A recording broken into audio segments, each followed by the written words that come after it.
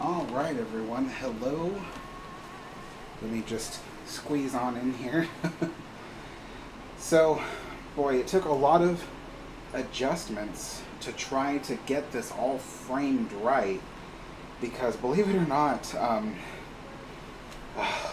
it was so hard to get this tea tray in the shot.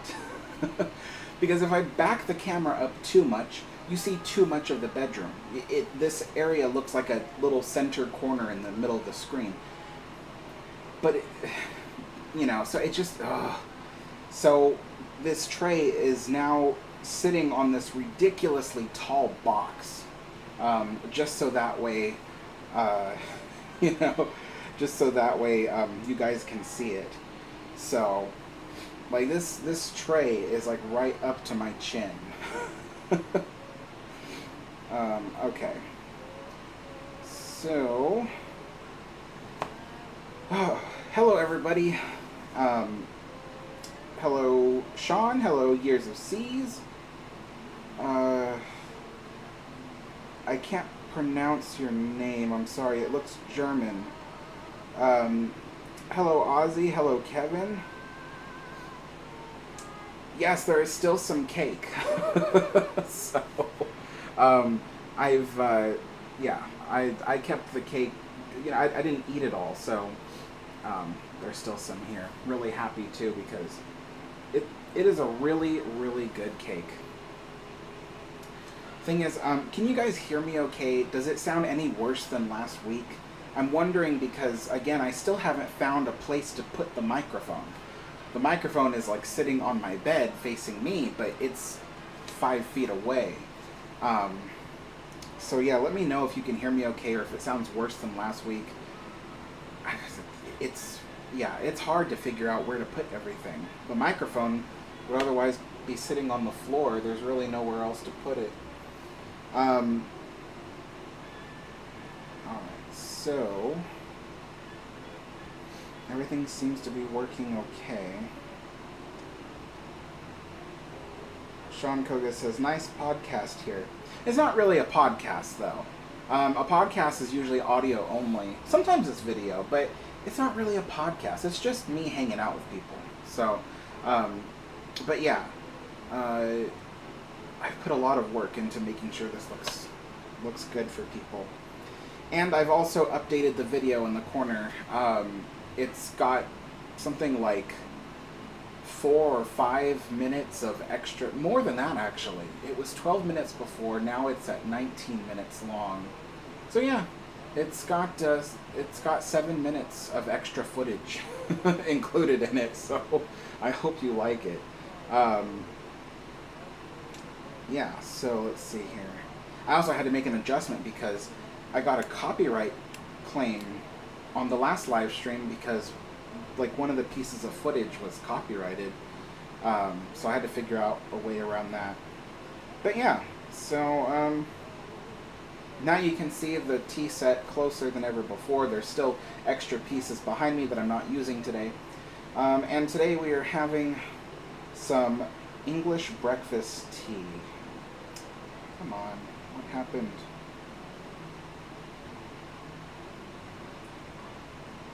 I knew something was wrong. I was like, the chat isn't moving, and I know there's a lot of people here. Here we go. Ozzy, weather today is pretty warm. It's been stable. It's been 88 degrees Fahrenheit every day, which, for this area is pretty warm. So I've had the air conditioners running. Again, air conditioning does not make it into this room. It just doesn't get cold in this room at all. So it's very warm in here. I've tried for a week different ways of moving fans to see if I can blow the cold air in here. It just doesn't work. The cold air just doesn't want to come in. Even at nighttime when I open the window, the cold air stays outside and the warm air stays in here. It's ridiculous. It's like that's my luck right there. I have nowhere to put my phone. Because, yeah. Nowhere to put the phone at all. I guess I can try to put it on this box here. Whoa. Um, Moonzer says, Alex, did you see my questions? No. For people that post questions prior to the live stream, I can't really see them when I start the live stream. Because when I start the live stream and I see it on my phone, it only starts the questions right where the stream started. So I actually cannot see your guys' comments before that. So, yeah. Let's see.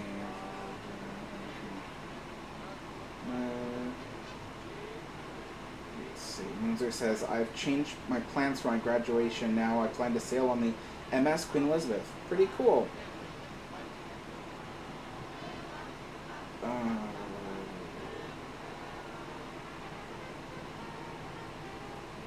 My name is pronounced Kluger. Well, I mean, I know how you're spelling it, but I don't know how to pronounce it. Because I can see the spelling on here, I just don't know how to pronounce that. Let's see.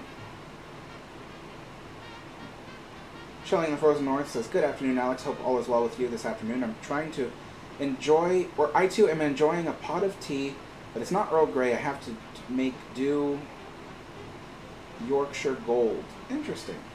Yeah, I'm having English breakfast tea today. Hello, Goofy Rolls. Little Gamer says, how do you copyright 50-plus-year-old footage of a ship? It was already copyrighted to begin with.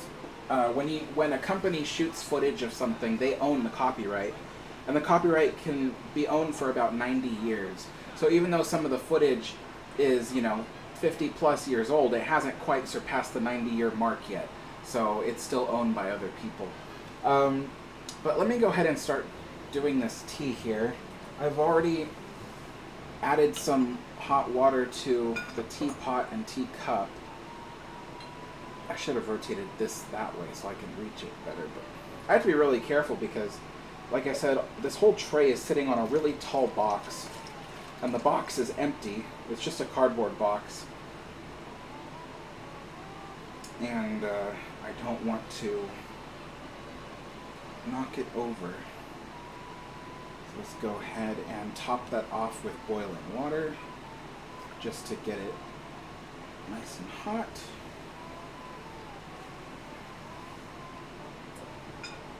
So every time I move something on this tea tray, the whole thing shifts around.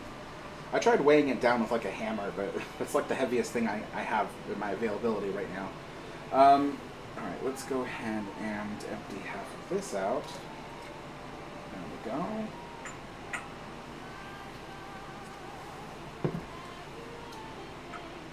And I need to reach over with this thing. Try not to burn myself. So that's just to heat the teacup, so that way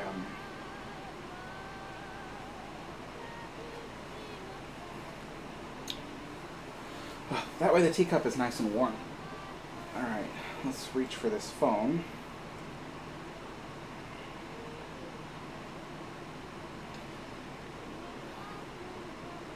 I'm trying to go back because I think the person tried to help me pronounce their name. Sean says, I would love to see your model train layout. Yeah, I'll still have to unwrap it, unpack it, and reinstall everything, and it'll take a long time. Right now, my main focus right now is getting another history video out. Then after that, I'll see about unloading the train layout, and because it's all packed up still. It's in the other room, but it's still all in boxes, and the train layout's all wrapped up in plastic and all that. So, but yeah. Chilling in Frozen North says, good afternoon, Alex. I hope all is well with you this afternoon. I too am enjoying. Oh, I already read that one.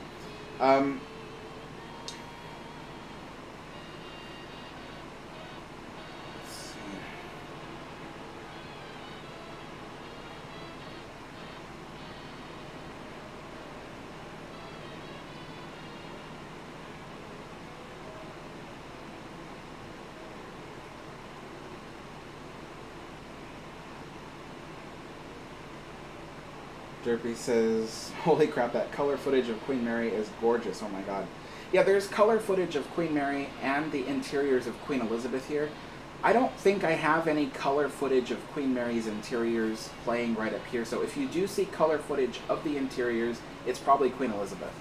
But yeah, lots of cool stuff.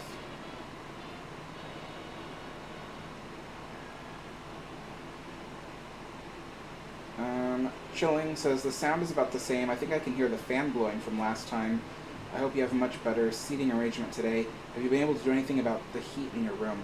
No, I haven't been able to do anything about the heat in my room. It stayed pretty hot. It's hot right now. I have the fan blowing on me at like high speed, so that way I don't over... Because last time at the end of the stream, like you guys have probably noticed at the end of the stream on Sunday, I was rushing to get out of here. The reason why is because the room was getting hotter and hotter and hotter and hotter the longer I sat here. I was starting to sweat, and it was becoming like a sauna. And so, yeah, I had the fan blowing on me then, but, you know, what good does it do when you have like a blow dryer, you know, just, you know, on you. So, yeah, most likely what will happen is it'll be the same thing today. The room will get hotter and hotter as the stream goes. You know, once we're out of this heat wave, I'll be so happy, because usually the temperature here is really not that bad. Usually the temperature is very manageable here in the Pacific Northwest. But yeah, the fan also has to be blowing in the live stream because the music that is playing in the background right now, some of you can hear it, some of you can't, is also highly copyrighted music. So, but it's nice music, and when you do hear it, it's kind of pleasant. It adds to the experience. But yeah, it is highly copyrighted music. I'd almost immediately get a copyright claim put on the video. So yeah, that's why the fan has to play, is because if I add background noise, then the algorithm will think that it's not music directly playing in the video, it's playing in the background.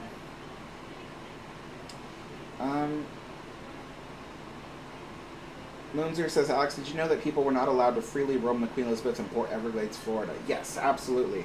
Because only tour routes were set up. The ship was not fully equipped with safety systems. They were all outdated and they couldn't use them in Port Everglades. So the ship was actually not safe for people to just roam around willy-nilly. They could only do tours. Okay, so let's go ahead and we'll fill the teapot with boiling water so we can start brewing.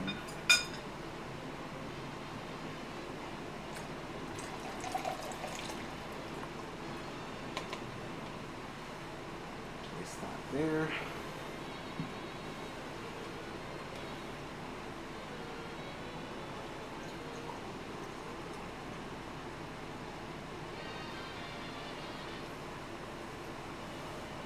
This has the English breakfast tea in it. Time is 2:21, so around 2:26 I will be ready for tea. Some of you have wondered why I'm doing these tea times so early. I explained it in the last tea time, but the reason is because the majority of people who watch my videos live in parts of the world that are still, I should say, still active around this time. So, for instance, if I start this live stream at 2 p.m. my time, which is what I started today, it starts at 10 p.m. in the UK. And people in the UK are still awake at 10 p.m. So that was something that I felt, you know, my viewers in the UK would appreciate, you know, and there's other parts of the world too, that it's still somewhat waking hours for people. So, and so far I've been right. I have noticed that my videos do get slightly higher view, like the amount of people that tune in to the live stream tend to be higher when I start earlier. So, Steve says, it's like the German handgun Yeah, I don't.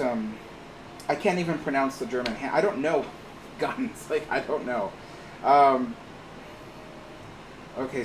Oh, okay. So it's Kluger. Interesting. Okay. All right. So I hope I got that right.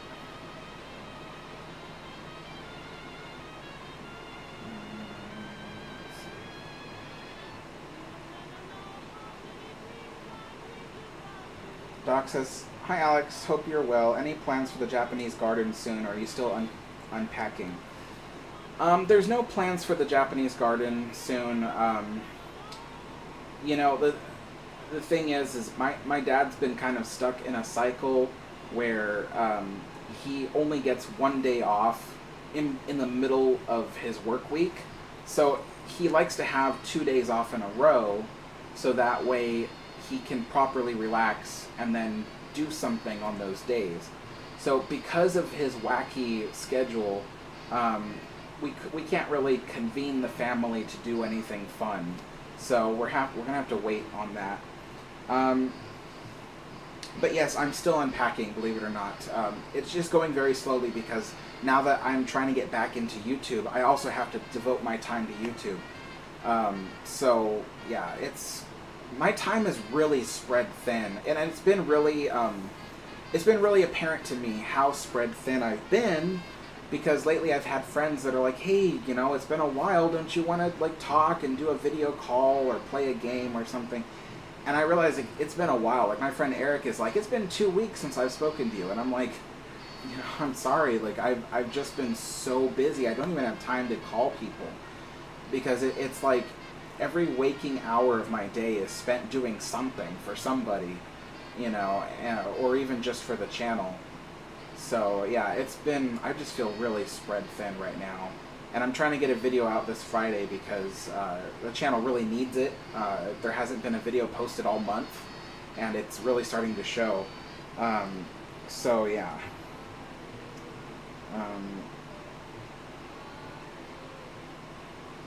Kluger says, "Alex, I absolutely love these live streams." Well, good. I'm glad. Thanks.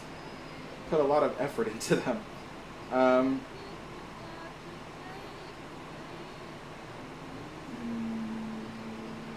Okay, so it's time for tea.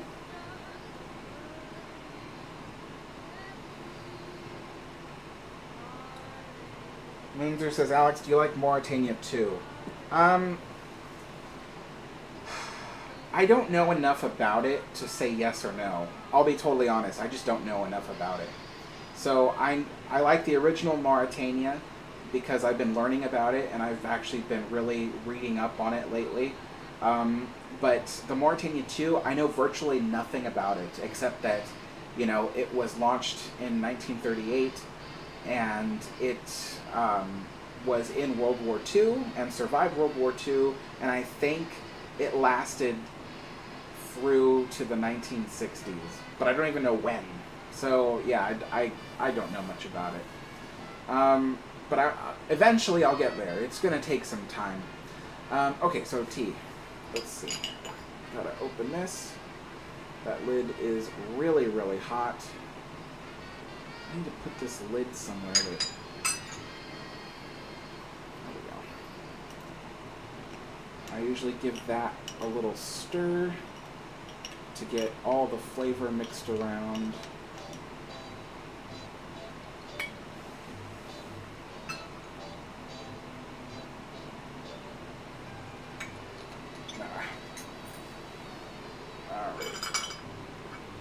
Lid is so hot. Okay, there we go. At least I didn't drop it. I was afraid of dropping the lid.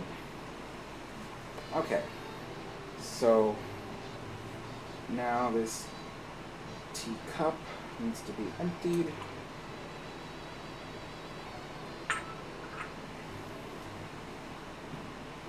And you see like how high the tray has to be just so it's in the shot. Alright, so pour that. Oops, I think I poured a little bit too much. Oh well.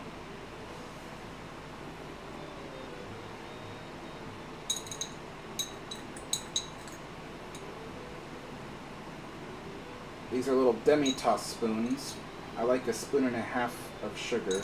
This whole tea set is very small, which is actually really interesting because, you know, you'd wonder why. Why is the tea set so small? Why is the teacup so tiny? You know, when you look at a classic teacup for having just a good cup of English tea, it's kind of big actually. It's a little bit big compared to this. This is a tiny little teacup. But I don't know why on the, you know, the Cunard tea set it's so tiny. Alright, so I also like a good amount of milk in there. I don't think I'll be able to fit very much milk because I overfilled the teacup.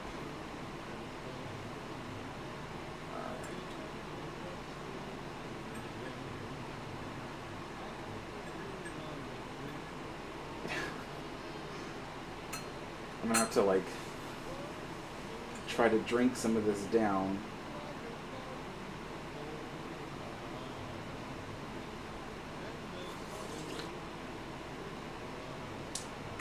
That is really hot. Okay. And it definitely needs more milk.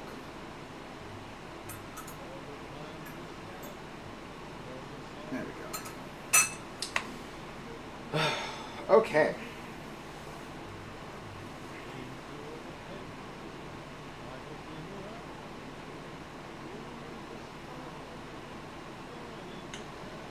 To trains, you asked a question with a lot of stuff about trains. I don't know about that stuff, I'm sorry. I really only know about some narrow gauge steam locomotives before the year 1900. So I really don't know about trains post 1900, to be totally honest.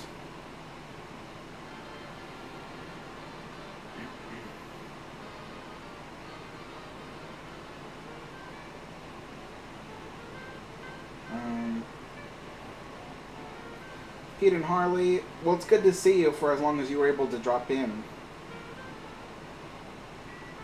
Years of Sea says, the footage is amazing. Like, the pictures were cool too, but the footage is nice. Thank you so much.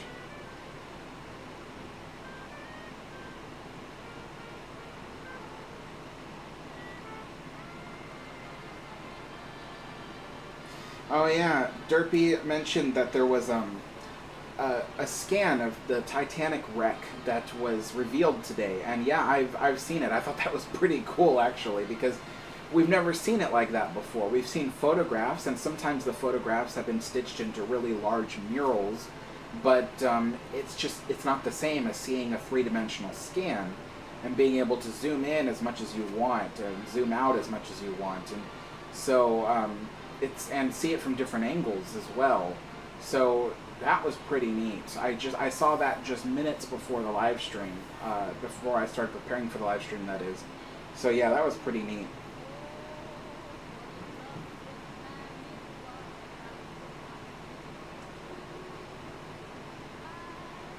Kluger, that sounds awesome. It'd be nice to build something like that. Chilling the Frozen North says, Alex, your tea tray seems a little high with respect to your shoulders. Is this setup temporary? So no, I just explained it a couple of times. The thing is I have tried setting up this tray at a normal height that is comfortable to me, and still yet having it in the shot, and it's just not possible. There's no way I can include all of this behind me in the same arrangement that it is with the tea tray in the shot at a normal height. It's just not possible. So so the tea tray has to be at this height, this ridiculous like height that I have to like reach up with my arms to get, just so you guys can see it, because the whole point of this was that you guys could see the tea set up close.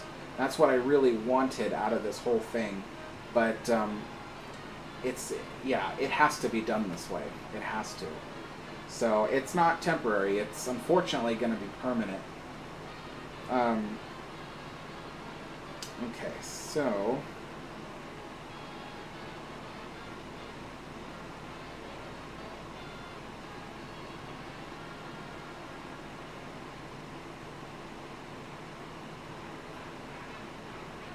Dave Pippin says, I love your model Titanic. What scale is it?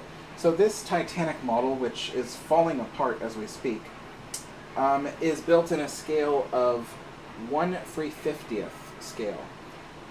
It is one of the most common scales you can put kits together in, and I like it at 1/350th, but the thing is that my favorite ship is the Queen Mary, and there are no model kits that sell the Queen Mary in 1/350th scale, at least none that are accurate.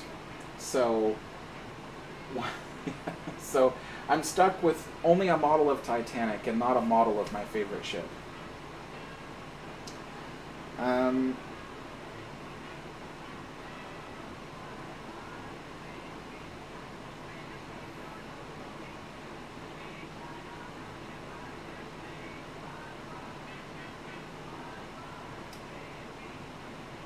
Ivan says, when did you last see the Spruce Goose? Gosh, I don't remember.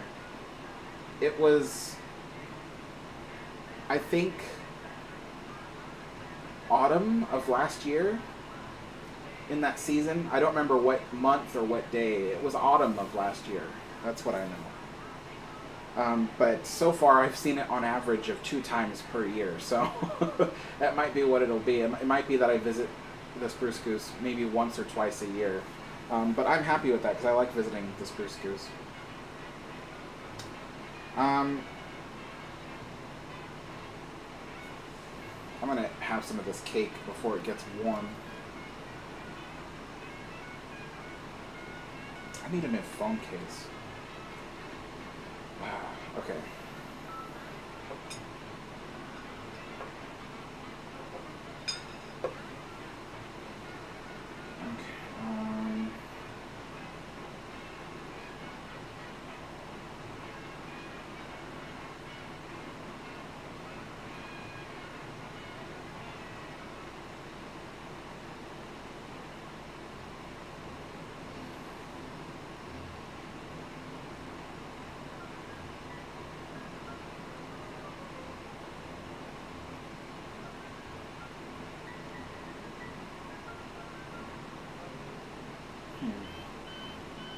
Sorry, I just lost my place in the chat. I'm like looking for where I was.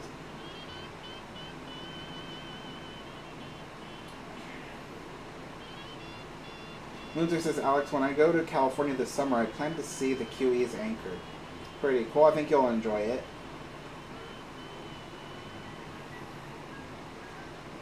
Chilling says, in regard to the heat situation, are you considering an additional air conditioning unit for your chat room? I would love to, but when I got the apartment, I literally spent $1,000 in air conditioning, and I thought it would be enough. There are 2 brand new air conditioning units installed in the apartment right now, and it's not enough. Unfortunately, if I was to install another one, it would be another $500 or more dollars. I just don't have that money right now. I budgeted out a certain amount of money for air conditioning, because I knew it was going to be really, really hot. Yeah, I've maxed out my budget for air conditioning, and I can't afford another air conditioner. So this is the way it's going to have to be, unfortunately. Here's a C. It says, what is your favorite part about the RMS Queen Elizabeth? My favorite part?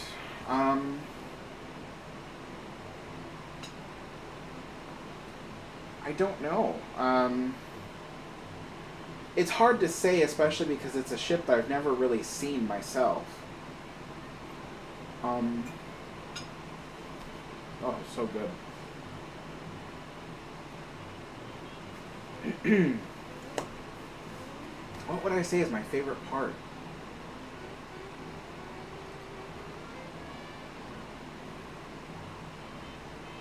Well, I suppose the main hall looks really cool. Every time I see photographs of the main hall and it's really tall ceilings, I'm always like, wow, that's really cool.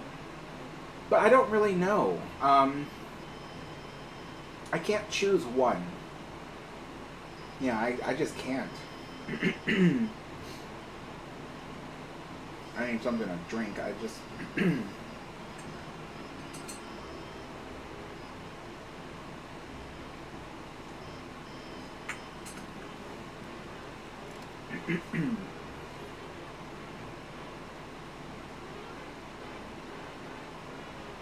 The chat moved again.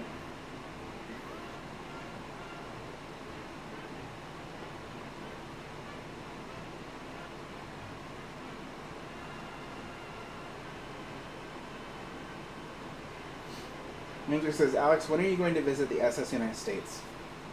Pretty much never. There's no reason for me to. There's nothing to see.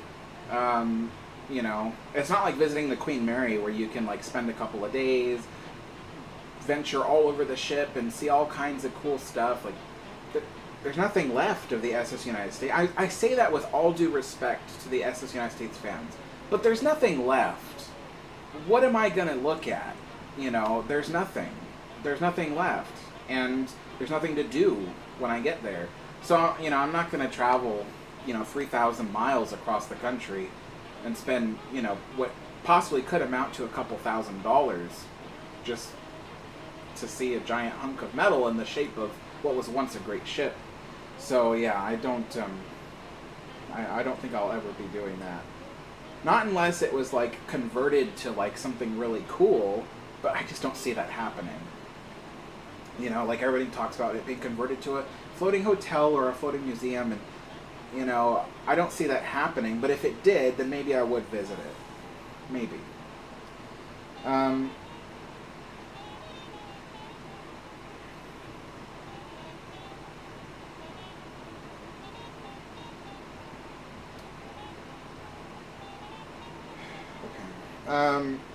Brian says, hi Alex, one of the RMS Queen Mary groups just posted new photos of the Queen's Promenade and Piccadilly Circus linoleum.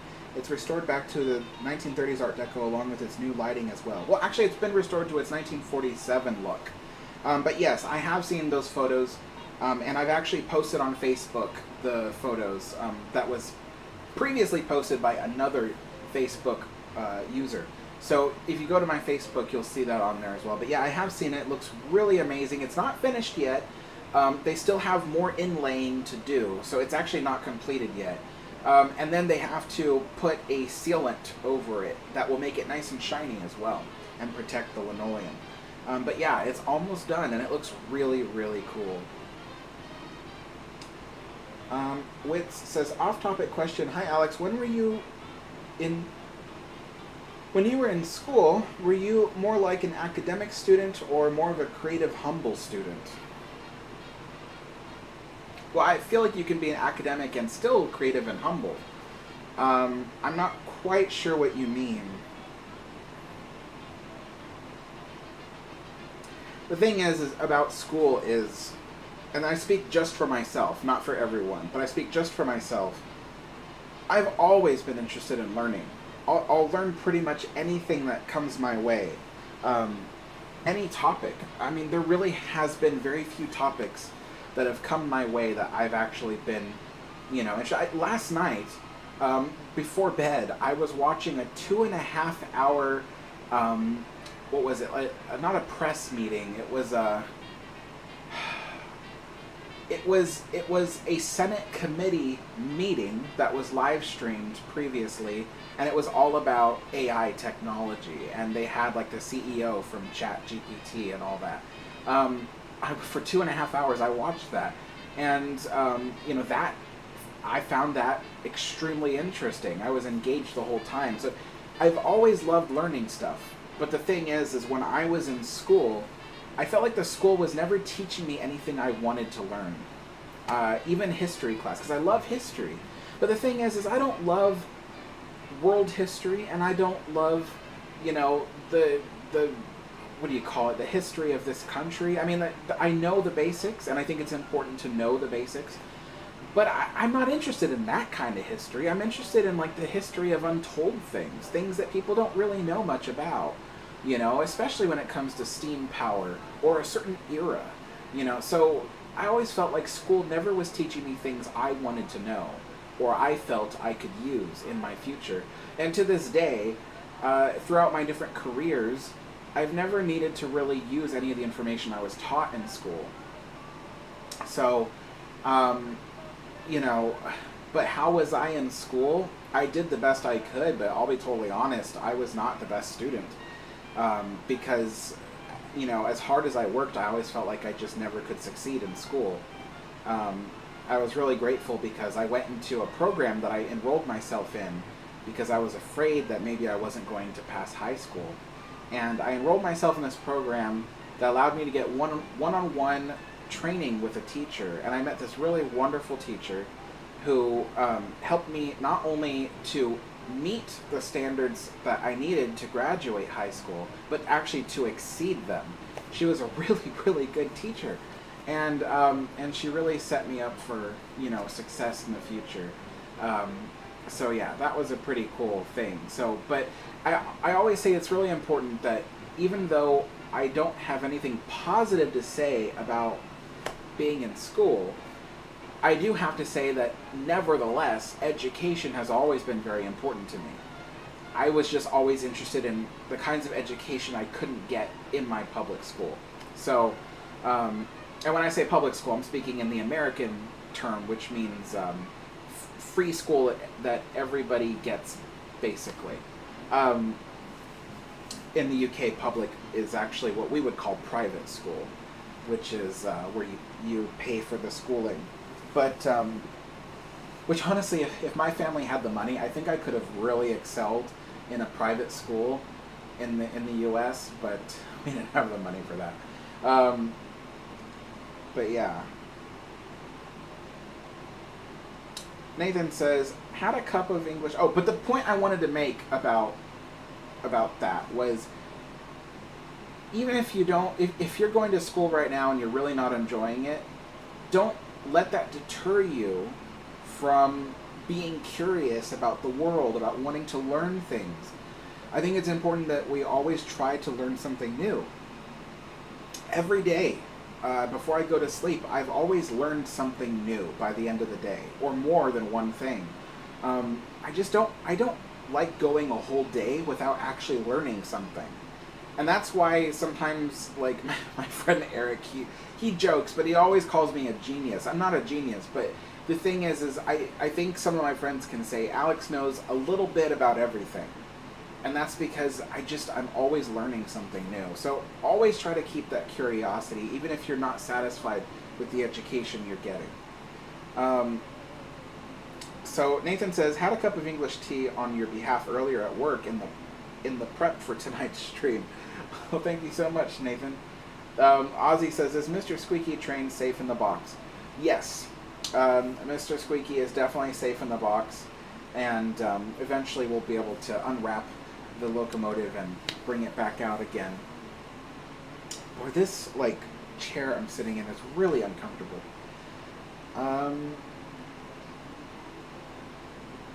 Carter Asher says, are you going on the Queen Elizabeth from 2010? I don't see myself doing it, no. I mean, I'm not going to say never, because who knows, maybe one day, some kind of opportunity comes my way and I'll be able to go on the ship, but I mean, I just don't see it happening, really. And I don't really have a desire to at the moment. I really would rather be on the Queen Mary, too.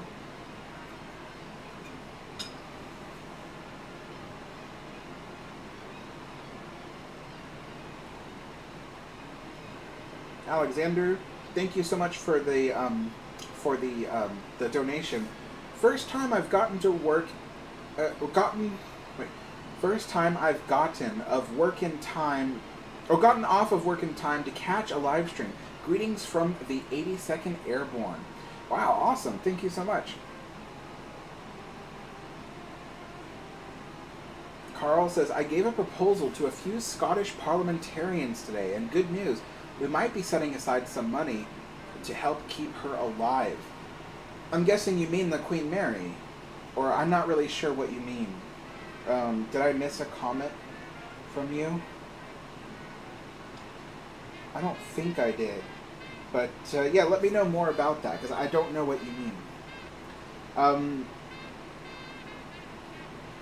Windsor says, Alex, what is your theory on where the Queen Elizabeth would be right now if she still existed? Talking about the RMS Queen Elizabeth. Well, let's see. I think for maybe a decade, 2 if she was lucky, she would have been part of the the Education at Seas program, whatever it was called. And I say 2 decades if she was lucky. Then afterwards she probably would have been sold, but sold for preservation or sold for scrap. We don't really know. I don't say this to be negative, but the reality of an ocean liner is its most likely ending is the scrapyard. So with each time the Queen Elizabeth passes between owners, the likelihood of her being scrapped gets even higher. And the same thing for Queen Mary. If the Queen Mary were to ever be sold by the city of Long Beach, which, let me just clear this up right now, that Queen Mary has been owned by the city of Long Beach since 1967. It's never passed ownership to anyone else. But if the Queen Mary were to be, its ownership were to be passed on, the most likely chance is it would be passed to a scrapyard. So that's why I would have to say with the Queen Elizabeth, the most likely thing that would have happened to the Queen Elizabeth today, if the ship was still around, was actually that she would have been scrapped before she even got to today. So that's honestly what I think. Moonzer says, Alex, have you ever seen the Queen Elizabeth's anchor? I've seen many photographs. I was involved. I don't want to reveal too much, but I was involved with an effort to preserve the anchor. So, me and Steve Ablonsi, who is blue ribboned in the chat, we had an incredible opportunity to speak to the owners of the anchor, because the owners had gotten a hold of the building and they were renovating the building, but they didn't know what the anchor or the letters were about. They were like, what is this? Is this some ship or something? And we were able to contact the owners. Me and Steve, back when we were part of QMI Restore the Queen, we contacted the owners and we told them, hey, if you want to know some information, we'd be happy to give it to you. And so Steve worked on drafting a letter that gave the full history of the RMS Queen Elizabeth, and he passed it on to me so I could approve of it and see what needed to be changed or what needed to stay, which actually I thought mostly everything he wrote was perfect, whatever, lack of better words. And then he passed that on to the owners. So, and there was some plans to try to restore it. So, but I soon left QMI Restore the Queen after that, and then he left soon after me, so don't really know what became of any of those plans. But what we do know is that the new owners of the building did decide that they wanted to keep the anchor and the letters, and to try to make them visible to the public and keep them preserved for the public. So that was a good happy ending to that. So yeah.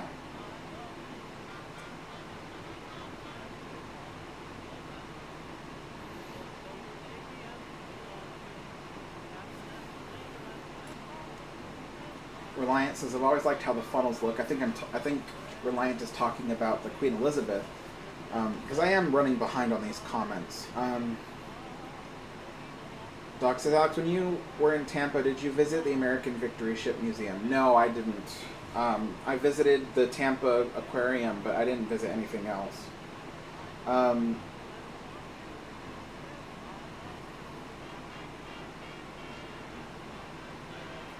Carter Asher says, are you going to Alnwick Castle for filming locations Harry Potter films? No, because this channel isn't about Harry Potter films. This channel is about steam power and the age of steam and stuff like that. So, but in Alnwick isn't the White Swan Hotel, the hotel that has the Olympic, is it the Olympic,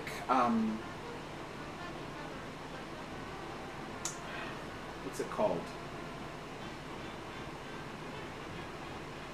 The main lounge paneling is in the hotel in Alnwick.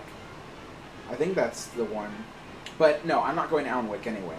I can't. I don't have the time. Hey, Pokey Smoochy.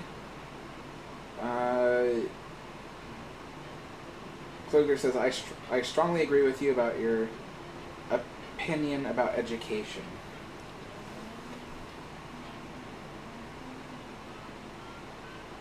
Doc says, Alex, I love that you love learning. Having a PhD, I can tell you grad school for me because you choose what you get to learn. Your time and energy are really focused on preferred subjects. Yeah, I mean, you know, after high school, I realized after working several jobs in the food industry that at the time I wanted to learn the food industry and, you know, the ins and outs of it, and then own my own cafe one day. And I ended up going to culinary school and, you know, getting my degree there and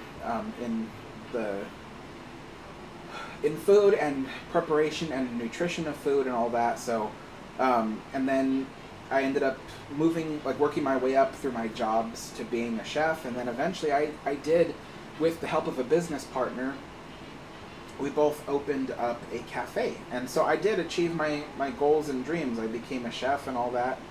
But my life is actually pretty interesting because my life always works in chapters. There's always a chapter where my life is one way, and then the page turns, so to speak, and then my life goes a completely different direction. And it's almost like I'm living a completely different life. And it's actually kind of funny because my life does that. So now I'm in this whole other chapter where, you know, being in the food industry is not what I do anymore. And now, you know, my career is, you know, creating videos and teaching history to people about all the stuff that I like to learn about, you know. So, pretty cool.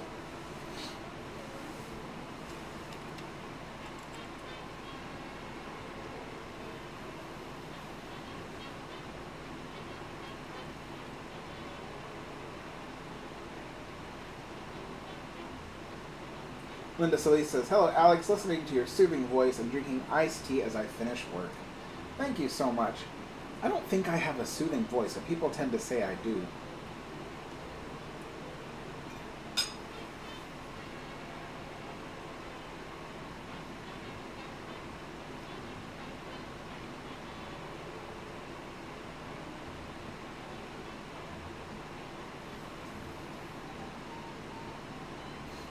Years of Seas did Queen Mary's first class pool ever have fake palm trees, as said in the Queen of Queens book?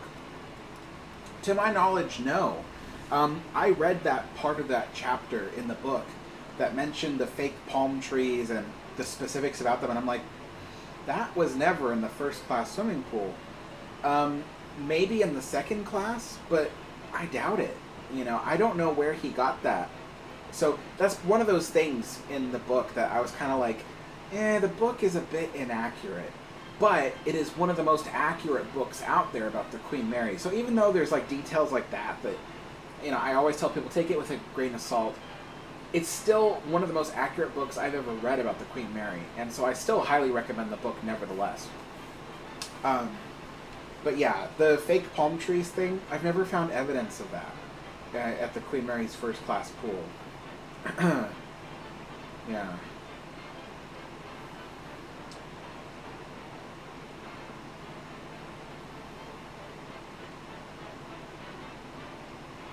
Hello, Emma. Carter Ashley says, did Queen Mary enter New York in her last voyage with World Trade Center? Carter, please, every live stream you ask me about the World Trade, I told you in the last live stream that the Queen Mary, the Queen Elizabeth, never, ever, ever, ever saw the World Trade Center. The World Trade Center, the towers didn't start going up till after Queen Mary and Queen Elizabeth were retired. So, but like I said, you know, I always end up reading your question and you ask the same question. Pokey Smoochie says, how are you enjoying your new place? Is it everything you wanted? Are you happier in your new place? Yes and no. So, It's bigger, that's for sure. There's a lot more room to move about, so there's a lot more space to put things. But it is a lot more expensive. And that is a major factor. It's a lot more expensive. So, yeah, that kind of hinders my ability to enjoy it that much. That's all I really can say about it.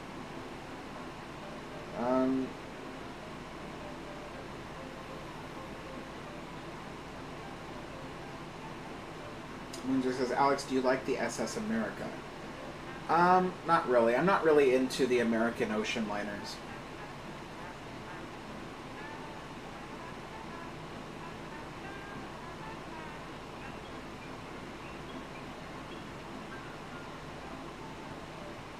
Alex in the seaside of Bulgaria asked, do you prefer the interiors of the RMS Lusitania or the interiors of the RMS Mauritania?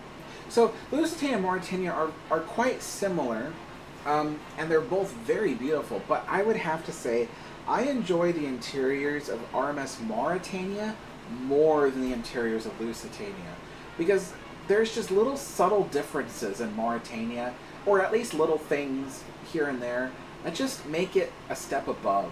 And so, yeah, I enjoy the interiors of Mauritania more than the interiors of Lusitania. One of the major things is I like Mauritania's first-class dining saloon more than I like Lusitania's first-class dining saloon. So yeah, that's one of the things.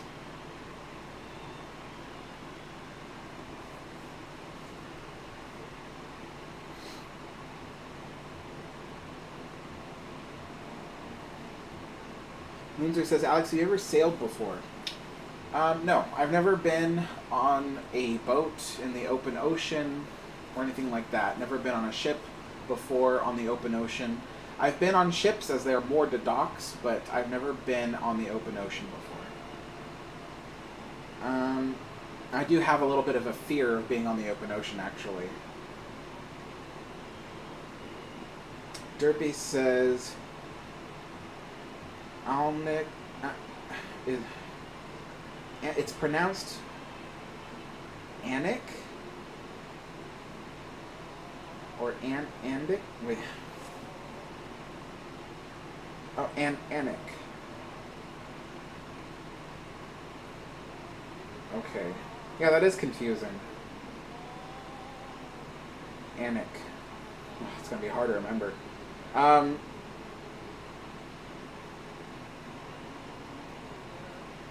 Doc says, Alex, I love the chapters of Alex's stories. I know it can't always be the focus, but you've had a fascinating life. I really have. You know, I've been asked over the years by people, like, you know, do you enjoy your life? And I'm like, ultimately I do. You know, really, my life has been very, very interesting. And like I said about those chapters, it's almost like I've lived completely different lives every, like, you know, every, like, 7 to 10 years. It changes, and I'm in this whole new thing that is completely different from the last. And so, yeah, it's been really interesting. I've seen a lot of stuff. I've, you know, experienced a lot of things.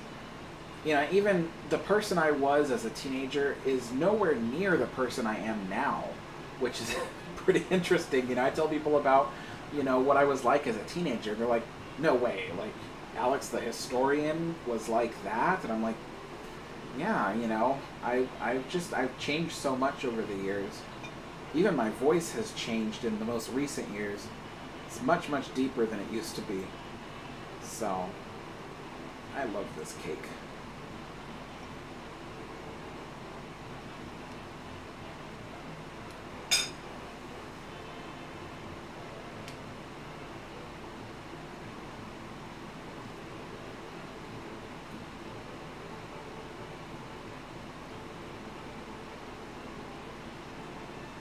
Shibert says, hi Alex, do you have a favorite tour on the Queen Mary?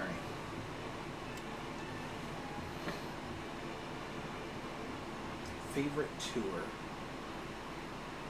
Well, I'm really a old-fashioned technology kind of nerd, so I would say the Steam and Steel tour is my favorite, but I would wait to take this chair is so uncomfortable.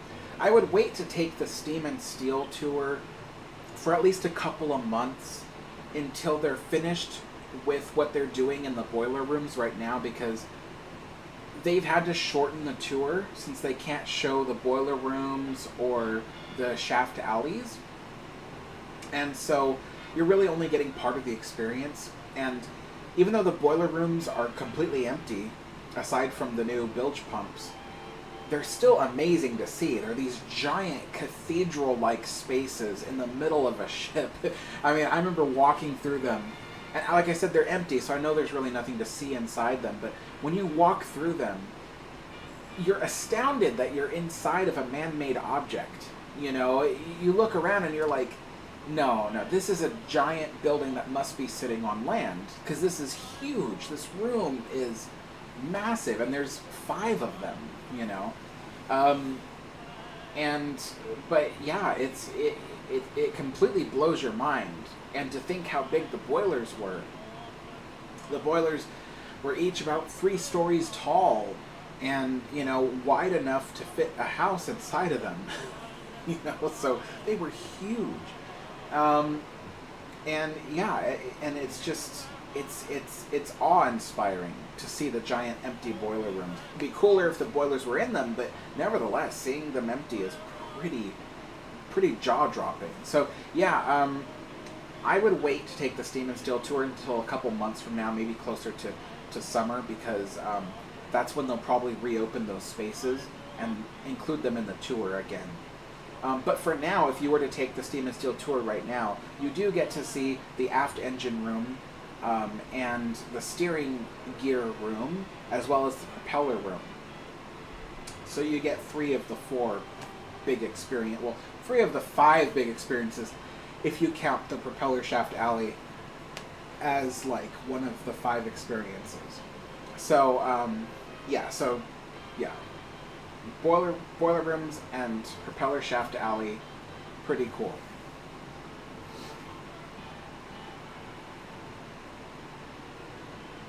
WS Line says, "Hi again, Alex. Can I ask where you get your Cunard memorabilia? I'm fitting out a room and I want to display all my liner memorabilia with some Cunard as well." All of it I got on eBay. So everything that is old that I have was purchased on eBay. I just look for a good deal and I wait till I find one and then I snatch it up. Hello, K4RNA. Alex says, "Would you like to sail on a late 19th century ocean liner? If so, which one is it?" Late 19th century. Well, I mean, technically, Oceanic counts as that. So yeah, I'd want to sail on the RMS Oceanic. I think that'd be really cool. Although, I don't know about sailing across the North Atlantic on it, because it was a small ship compared to the Queen Mary or any ships today. So it would have been a bumpy ride if we ran into a large gale or something, you know, but that would have been a cool ship to go on.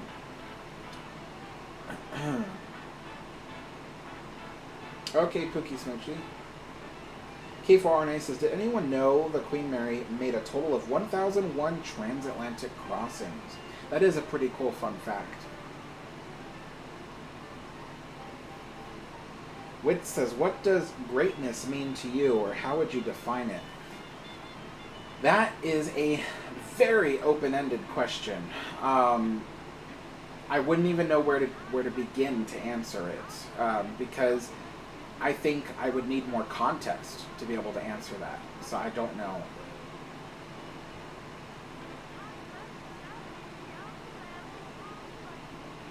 Mark says, "Hey Alex and everyone, lovely to see you all. I have to get used to the earlier start time." I know, me too. So far, every time I've done this at an earlier time, I've been late to it because it's been so much to do beforehand.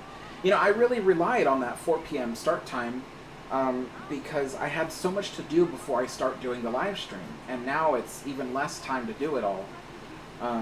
So yeah, but you know, it does help more people to be able to see the live stream, because they live in other parts of the world where they're still awake at this earlier time for me.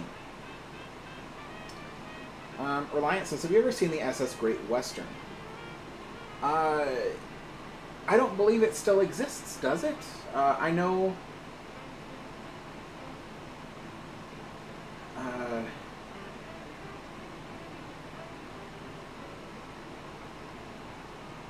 Wait, no, the Great Western's the one in Bristol, isn't it? I haven't seen it, but I plan to go see it. When I go to my UK trip, one of my stops will be in the city of Bristol.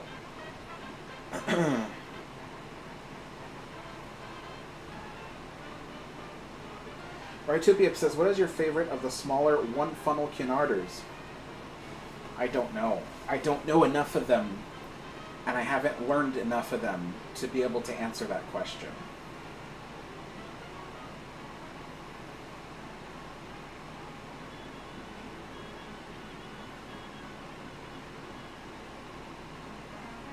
Shibert says, what is your favorite area of the Queen Mary?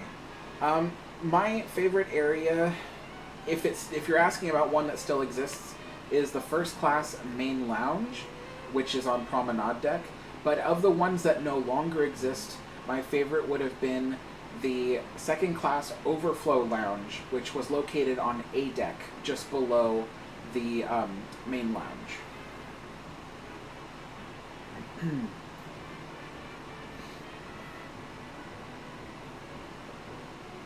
Chris Surface says, hey Alex, would you like to be on board the RMS Carpathia? I don't know. See, that is a one-funneled liner, but I really don't know much about what it looked like on the inside or its career.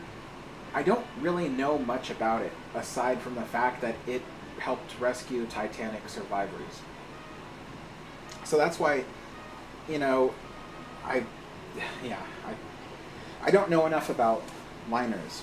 I'm still very new to ocean liners. It was only in 2021 that I really started to like get into other liners besides Queen Mary, and even then I haven't had much time to research all of them since then. So,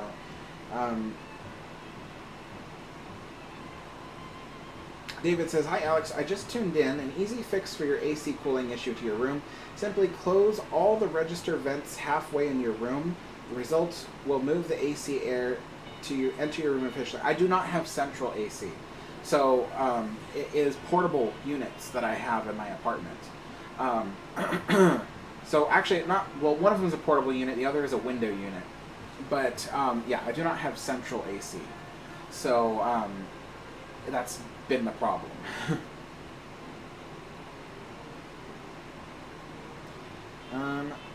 Pookie says, okay, I sent you an email.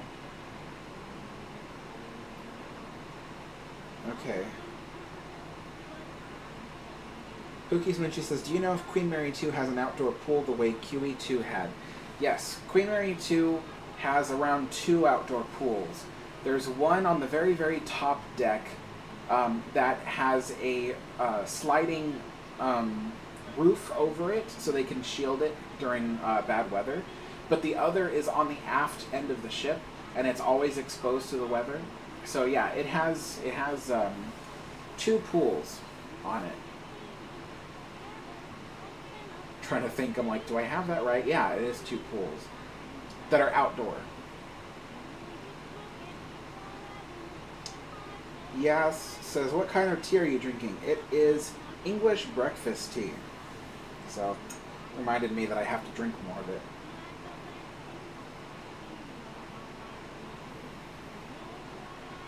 Shibert says, I know they took out all the third-class cabins on the Queen Mary. What exists there now? In some areas, nothing. In some areas, they're just big open, empty spaces that have no bulkheads. Some are storage areas. Storage for, extra sheets and linens, extra chairs, extra tables, extra whatever. Some areas have been converted to offices, so some areas that had third-class cabins are now offices for various management and stuff, and some of those offices are also abandoned. So, you can ask some folks that still work on the Queen Mary today that, you might go down to C deck or D deck, and there will be like rows and rows of offices that are no longer used that used to be third-class cabins or second-class cabins. So yeah, it's all just reused spaces, or in some cases spaces that are just plain empty. So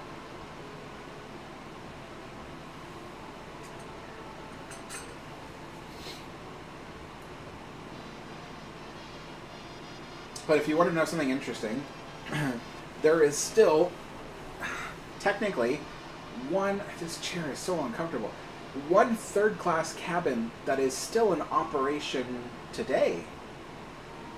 Can anyone guess? It's just one. Oh, well, technically there might be another on the other side of the ship, actually. But yes, there is one third-class cabin at least that still is in operation today. It is room B340, the famous, most haunted room on the ship. Yeah, that room is currently used as a hotel room, and, you know, sometimes they sell it with the gimmick that it's, like, uber haunted or whatever. But yeah, it used to be a third-class cabin. Let's see here.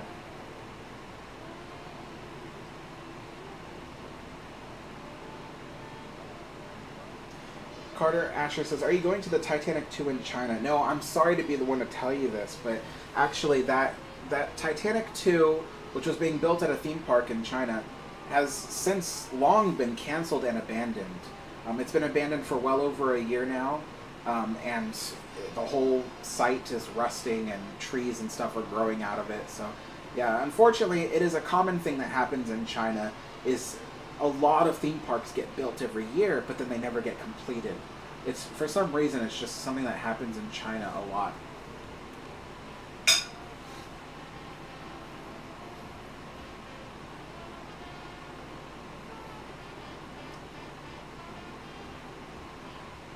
Mark says, is that another slice of birthday cake, Alex? I must say it looks delicious. I love your serving tray, too. Such a proper presentation. Thank you. Yeah, so first, the birthday cake. Yeah.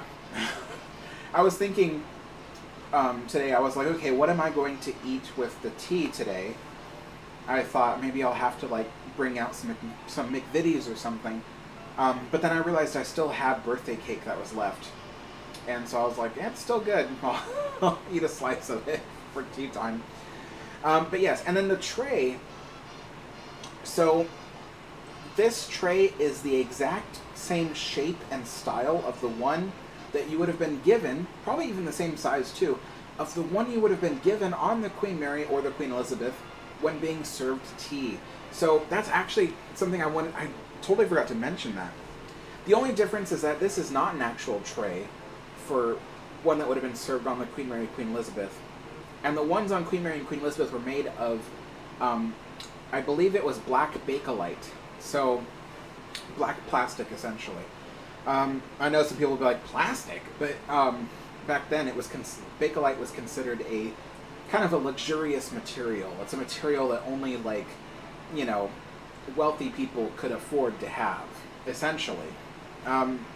So, yeah, but the tray I have is made of wood, but it's in the same exact shape and size as the ones that were served on Queen Mary and Queen Elizabeth.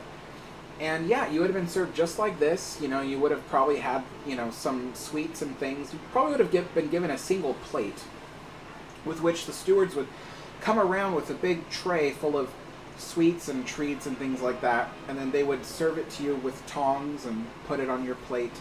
You would have been given a teapot, a milk jug, a sugar bowl, and a teacup with a saucer. And that would have been your tray. So, yeah, pretty cool. And I've had this tray for a long time, actually. You've probably seen it in, you know, even the oldest Tea Time live streams, but it was always in the background. And now I have reason to actually use it with my Tea Time live stream. Joplin says, does your fascination with the Queen Mary predate your first trip there? No, because actually my first trip predated my fascination. My first trip to the Queen Mary was probably the late 1990s.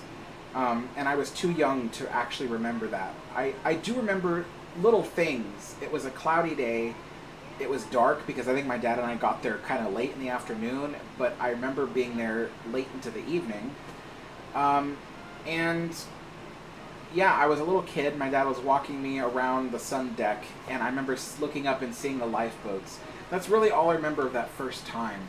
And I don't even remember when it was exactly. It could have been 1997, could have been 1998, I don't know.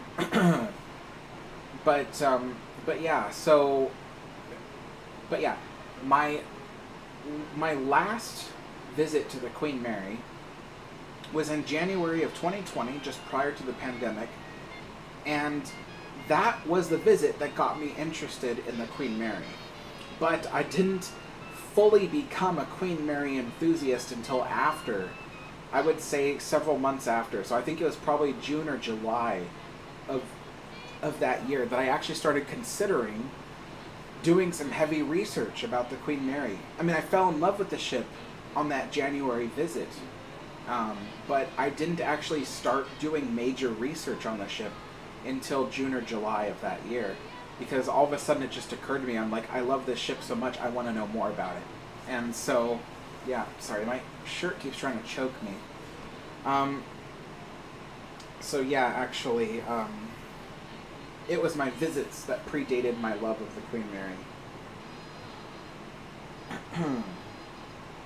It says Great Britain is in Bristol. Okay, I always get so confused about that. But yes, the Great Western, I don't think that exists anymore, right?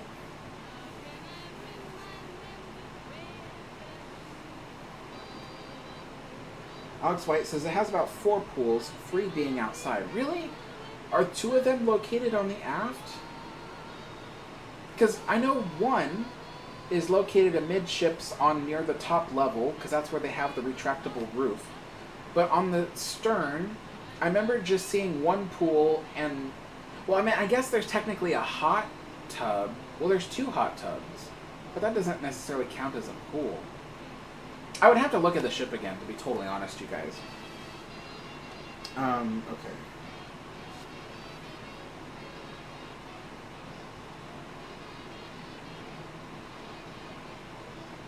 Sterling Productions says, "Hi Alex, did Disney really try to turn the Queen Mary into a haunted mansion at sea? You really have... Wait, you may have already answered this.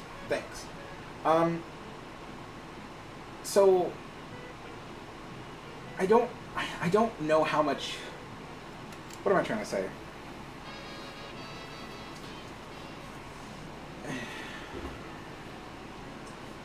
I hope you don't think that what they were trying to do is make the Queen Mary set sail and then turn it into a haunted house that sails out into the open ocean. That's not what they were trying to do.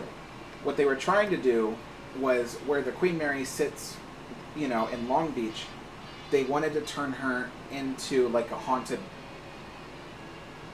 ship attraction, and they succeeded. It still is to this day. So, just the way when you go to the Queen Mary today that they really, really push how haunted it is, and they push the haunted tours, and they push the scariness, and, you know, and all that, that is what Disney did. They started that, and they succeeded at it, and it still is to this day. 30 some odd years later, you know, it's mostly known for how haunted it is, as opposed to its amazing and multifaceted history. And it's really, it is something that is upsetting to me, you know. It's really disappointing to walk around a ship that you love so much because of its amazing history, and then you find out that everyone else on the ship really only cares about it because they're hoping to see a ghost. It's sad. It's really, really sad. So, yeah.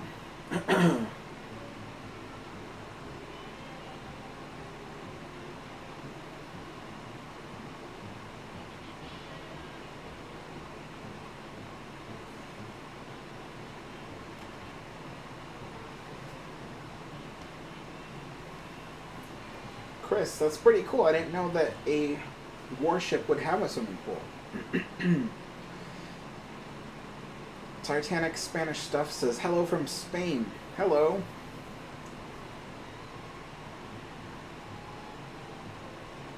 Pookie Suji says, birthday cake can count as all 3 meals. Who are we kidding? I know, right? I love birthday cake. Especially chocolate. I love chocolate so much.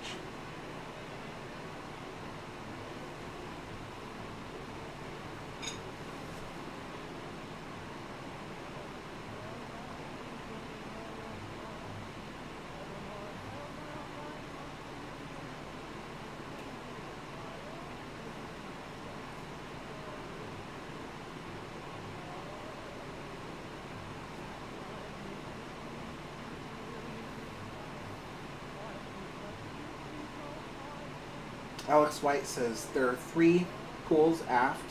1 is for the grill's guests only, and 2 near the stern for everyone to use. Interesting. Yeah, I'll have to look at it again. I didn't remember that. Hello, Ron. How's it going? Mike says, I never got a notification. Yeah, I know. There are a lot of people that didn't get a notification today. I was talking to some people, and yeah, YouTube is weird.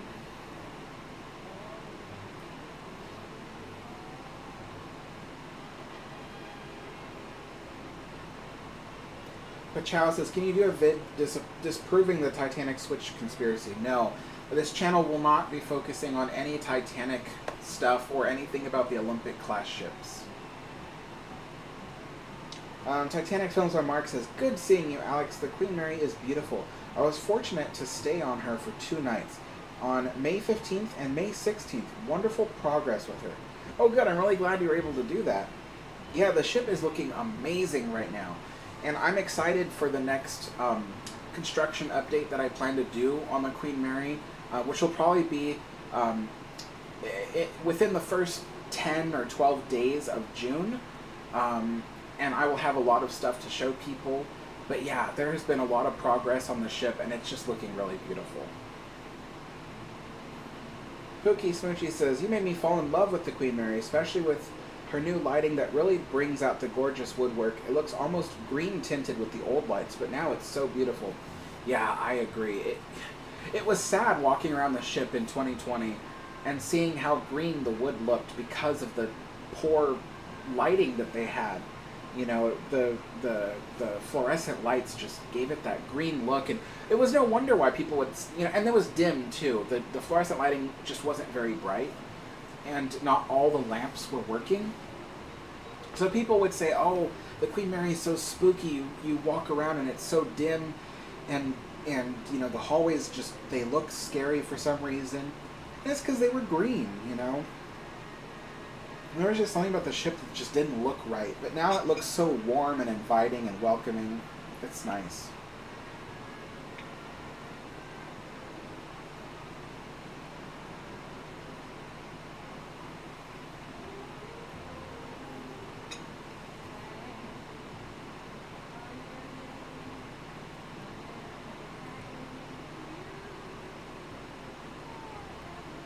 Alex says, fun facts. Yes, the SS Great Western was built in 1838, was scrapped in 1856.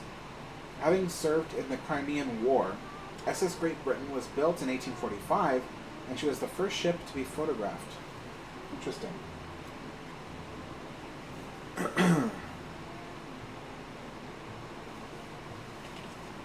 Mike says, where's Moonzer and Steve?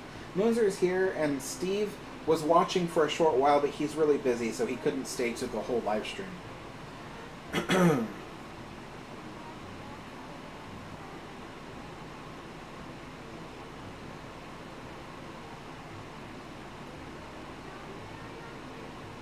K4 Arne says, first time on Queen Mary, I was about 7 years old, was on the navigation bridge wings, but they are closed now. Scared the heck out of me. I was hooked. Do you know what those are called? Yeah, they're called the bridge wings. But yeah, I was on the bridge wings. The last time I was on the bridge wings was in 2010. I visited the ship with my dad. You know, how old was I? 18, I think. I was 18. Yeah, I was 18. and I was visiting the Queen Mary with my dad, and we walked out onto the bridge wings. I remember thinking, because I was walking on the bridge wings, and I could have sworn I saw daylight from below me, and I'm like, this doesn't feel safe. And lo and behold, soon after that, I think it was 2015, well, I say soon, but anyway, I think it was around 2015 that they actually closed off the bridge wings permanently so you couldn't walk on them. But hopefully that'll be one of the areas that is restored soon enough, hopefully, so that way people can walk out onto the bridge wings again.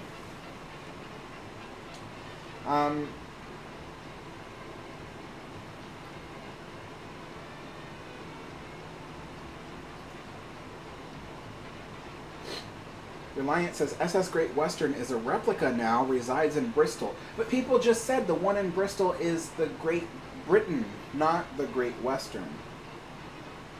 So I'm confused. Are there two ships in Bristol? Because I only learned about one. I was looking on Google Maps. I only found one ship in Bristol that was even related to historic ships, you know? Brian says it's 2 rooms merged into one. Yes, B340 is 2 rooms merged into one. But they were all third-class rooms, nevertheless.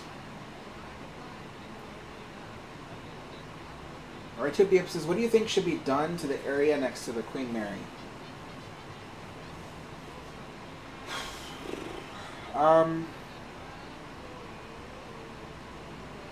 I know this idea is not very original, but I honestly think one of the best things that could happen to it is to turn the area next to the ship into an outdoor entertainment complex. You know, there should be shops, stores, restaurants, entertainment venues, you know, things to do. So, you know, and it should look nice. It should look really nice. It shouldn't look like, you know, cruddy modern architecture that looks bland as heck. It should be like nice architecture, something that fits with the Queen Mary. Dare I say some Art Deco architecture? You know, some things like that. Nothing too overly crazy, because American Art Deco is a bit over the top. But I mean, and nevertheless, if it is going to be Art Deco, everyone's going to expect American Art Deco. But anyway, that's like beside the point. So yeah, it should be an entertainment, dining, and shopping complex next to the Queen Mary. But I think the most important thing, because I think a lot of people overlook this, but a lot of people, including the city of Long Beach, think, well, if we just develop the land next to the ship will be okay. No. I think the ship, in a certain way, is wounded. There's a boo-boo on the ship. And the boo-boo is the ghosts. I think the ghost factor is driving away any major revenue that they could be getting if they were to try to turn the ship into an all-immersive experience that would attract not just families, but just tourists in general, people coming to visit the area to get away from the real world that they live in and travel back in time into an idyllic version of the 1930s. And the Queen Mary could be that. It could be an all-inclusive experience where you go in there and you can forget about being, you know, in the world today and just pretend like you're living in the Art Deco era. And there should be entertainment and dining and things to do all over the ship so you can be fully immersed in that. And it should all be themed to the 1930s. That is the boo-boo that needs to be fixed. If you install an entertainment complex next to the Queen Mary, you're not fixing the boo-boo, you're just putting a band-aid on it. You're not actually trying to solve the problem. So, while I do think it's important for the land next to the Queen Mary to be developed, I think the first thing that needs to be done is the ship itself needs attention. They need to fix the boo-boo before it goes bad. So, that is my interpretation of it. Alright. The tea is not very warm anymore, but I'm going to serve myself a second cup.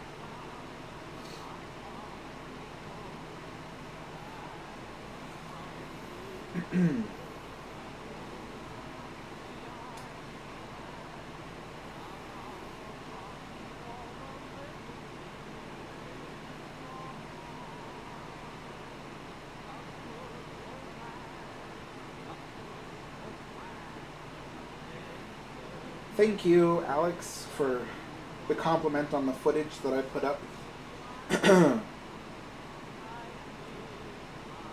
Russell Cooper says, did the Queen Mary have any non-smoking rooms / restaurants? I don't know, actually. I'll have to ask somebody. I don't know.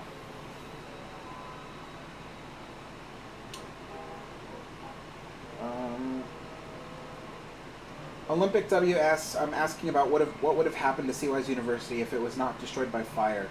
Well, actually, no. I guess your question is different. What would have been of the career? You know, I feel like the answer to that is a really long answer. Sorry, it's just this chair is hurting my butt.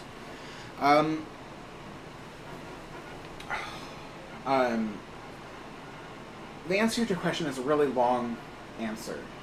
So I'll just try to shorten it by saying it would have been successful.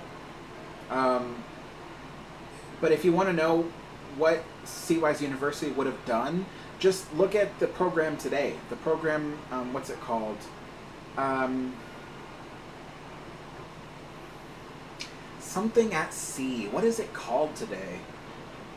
It's a successful program that still runs today, and it's hosted to the kids, or not kids, but the students of Chapman University in California, and it's something at sea, and you basically live on a cruise ship while it goes to various different places, and you stop at different countries and get taught a few lessons by a few professors around the world, essentially.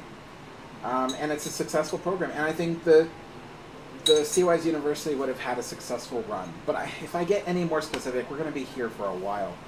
So, and I just don't feel like talking about that right now. But yeah.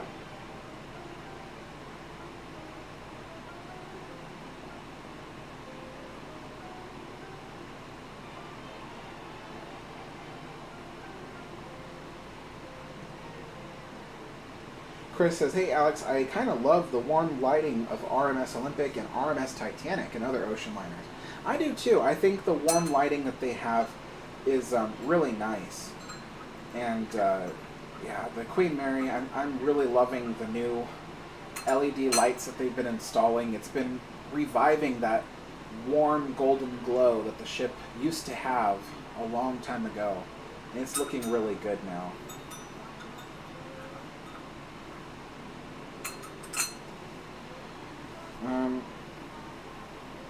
Titanic Films by Mark says the top decks are currently closed. A lot of work is being done. Yes, indeed. I'm excited to see. I believe, I don't know for sure, but I believe the sun deck on Queen Mary may be reopened when the ship has its grand reopening, which I think will be June 9th. That is a Friday.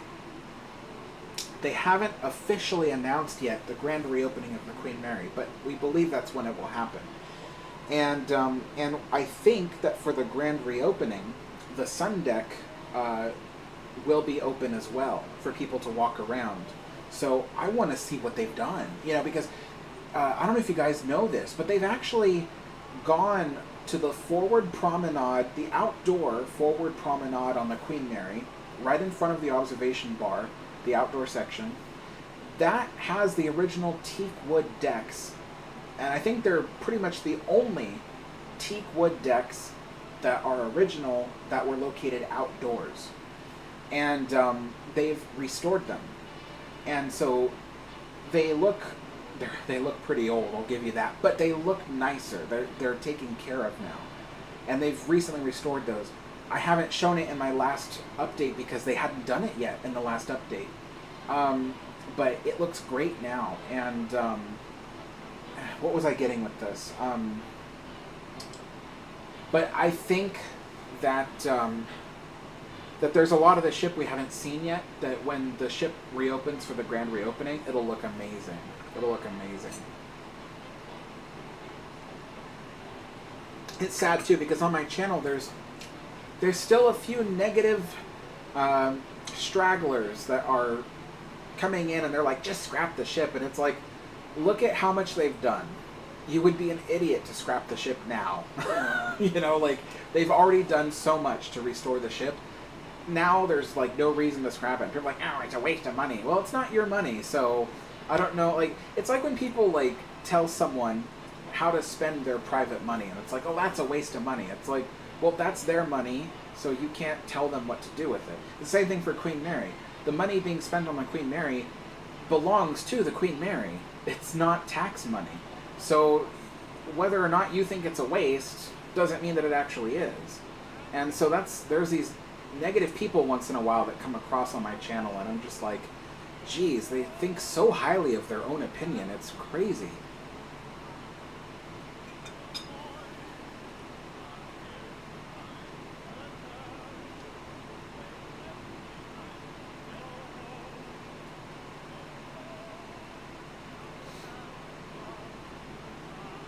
Carter Asher says, is the engine room a filming location on the Queen Mary? I don't know. I'm sure someone would tell me it is, but I don't know. I don't personally know any movies or shows that have been filmed there, but I wouldn't be surprised if someone said that there were, because pretty much so much of the ship has been featured in movies and TV shows, so it wouldn't surprise me, but I don't know any specifics that come to my mind. God, this chair is so uncomfortable. It's like I've been sitting on it long enough that whatever cushion was left on it is now completely flat. So I'm just like sitting on like flat wood. It's just, ugh.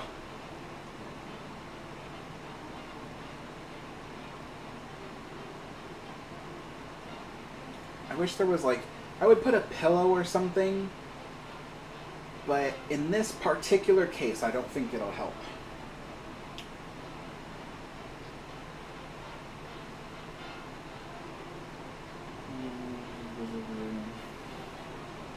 And it is getting kind of warm. Remember at the beginning of the live stream, I was like, oh, it's probably going to get warmer and warmer and warmer as I go along.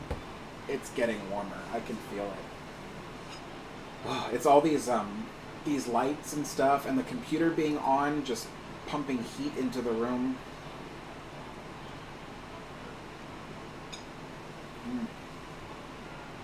Oh, it's so good.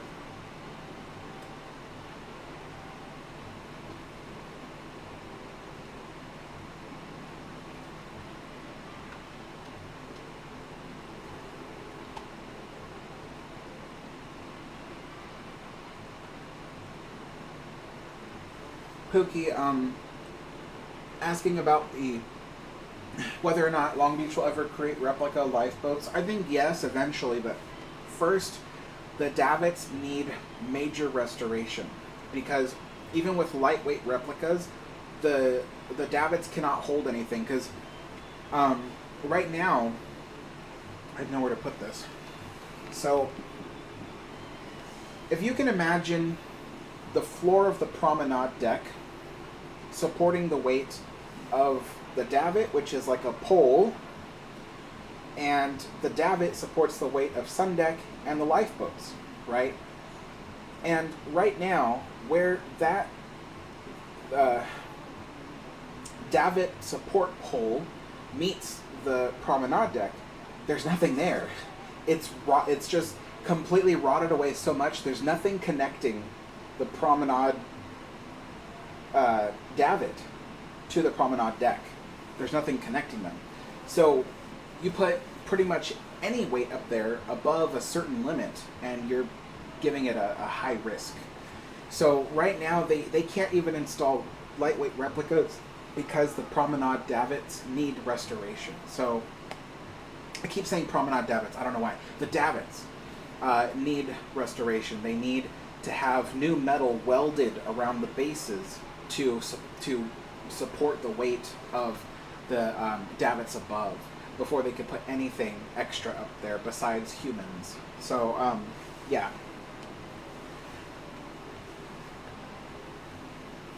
What time is it? 3:43. We started at 2, so it's been an hour 43 minutes. Okay.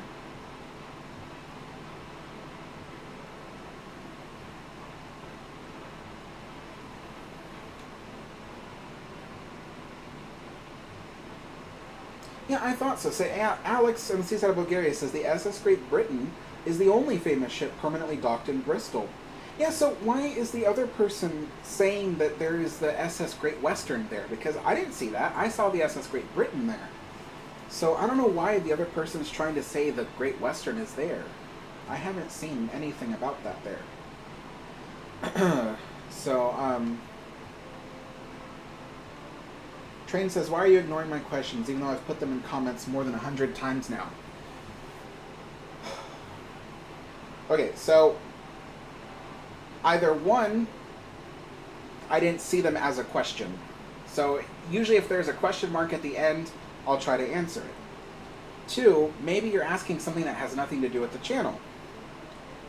Or three, maybe it has something to do with, I don't know.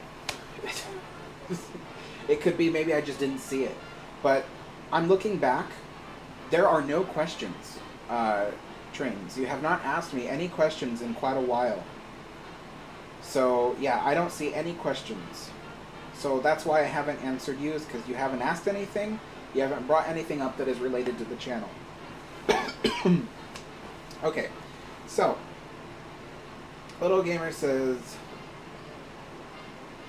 oh, I guess that's a joke. Okay. Yes, okay, there we go, David. Yeah, the program is called Semester at Sea. Thanks, David. Yeah, Semester at Sea is a program that they still do at Chapman University, and it is the grandchild, if you will, of the program that the Queen Elizabeth or Seawise University was going to be in. I need to stand up again. This chair is just painful.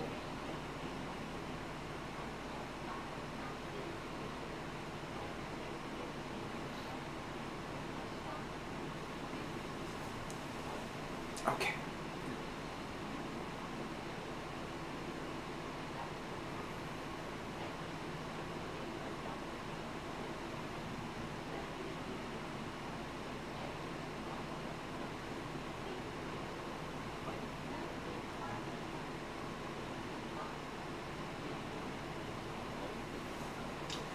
Okay, Trains, you are spamming the chat with a lot of images. That's not cool. Let's not do that.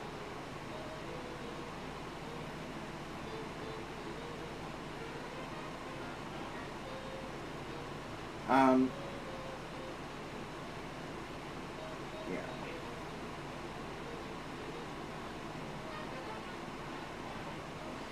But also keep in mind, folks, that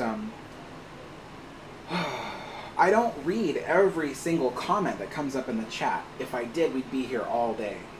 I only read comments that I think have something to do with what we're talking about, or if it's important to read it. You know, if you're going to say something like, I don't know, you just randomly say, I'm having iced tea. Well, that's great. I'll read it in my mind, but I don't need to say it out loud. The whole reason why there is a chat visible next to the video is so that way if people want to see who said something, they can, but I don't need to read out every single comment. So keep that in mind, because I know there's a lot of new people here who haven't been on my live streams before, and they're probably wondering how that works. But yeah, essentially I don't read every single comment. I can't. It's not possible. I only read ones that are questions or have something to do with what we're talking about, you know, or I think are important to be read out loud. But it doesn't mean I haven't seen them necessarily. There are times where I do miss them, and I didn't realize it. You know, sometimes the chat, it jumps. All of a sudden, someone posts a new chat, and all of a sudden the chat just jumps all the way to the bottom, and I have to go find where I was. And sometimes I make a mistake, and I don't get back to where I was, and I skip a few comments. That is, you know, something. But yeah, keep in mind, everybody, that just because I don't read your comment out loud doesn't mean I haven't read it at all. Yeah, let's see.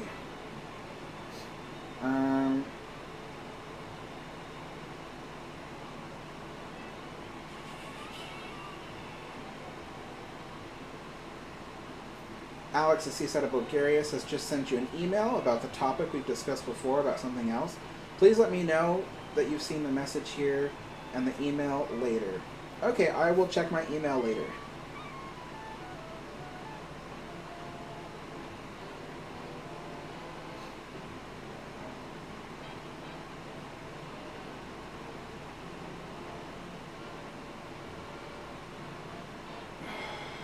Okay. Yeah, you know, trains, you are gonna be hidden from the channel. Hide user from this channel. There we go. So, I had to hide the user from the channel. Let me tell you why. The person was striving so hard to get my attention that they actually said that they were going to take their life. I have had so many people this past year send me emails telling me that they are going to take their life, to the point where I've had to call the police departments around the country multiple times, and it's starting to make me look bad. You know, I do apologize. I think anybody in that situation would feel just as upset as I am, because I am not a suicide hotline. I do what I can. I take it very seriously. I will always try to, you know, to help stop someone from doing something like that to themselves, which is why I always call the police whenever I can, so that way we can stop them. And in some cases it has helped those people, and in other cases it hasn't helped those people. You know, sometimes they're just doing it for attention, or sometimes they're just, you know, they say something in the moment. Which is why I do not take it very lightly when someone really, really wants my attention to the point where they are willing to say that they will take their own life on my own live stream. That's not cool. There are people who are actually suffering from that kind of mental state, who need assistance. And just because you're not getting all your messages read on my chat doesn't mean that you can just come out and say that. Especially considering the year I've had trying to prevent people from taking their lives. So, and I've had a very rough year with that. A lot of people don't realize that because I don't talk about it on my channel. I don't go out and mention, oh, by the way, here's another person that sent me another email claiming that they're going to take their life. I don't do that. So it's been a lot. It's been wearing down at my soul. So yeah.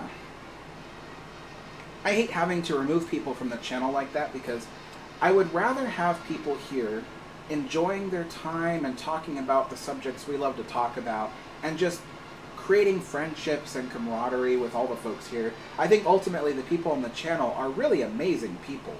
I think we've built up a really great community of people who just are very open to discussing all these topics and all these things about the subjects that we love, you know, and it's great for people who don't actually get to talk much to others. I mean, I, for one, all my friends who are interested in the same things I am, they all live very far away from me. I only get to see them maybe once a year at that. So it's really great to have this live stream where I get to talk to all of you guys. So I'd rather keep people on the channel if I can, but it's situations like that where I'm like, come on, you know, like, how can I keep you on the channel if you're gonna pull stuff like that? Not cool. You know, sometimes it's just people trolling, you know, they just want to get attention and then see how Alex the historian will react. You know, the thing is this is how I react. I just don't think it's funny. You know, I don't think it's cool. So, yeah. But anyway.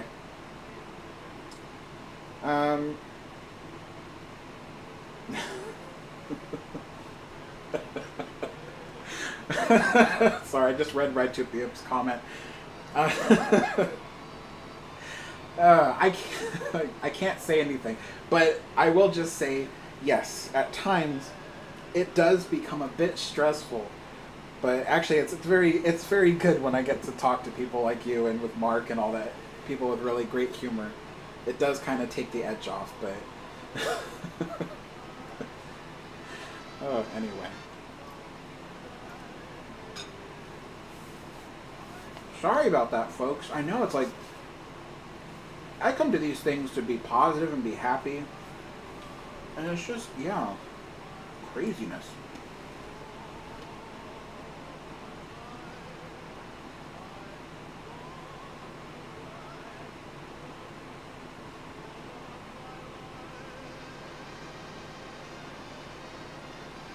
Okie dokie. Well, I am feeling better now, folks. Now I just got that off my chest. I'm actually feeling a lot better. But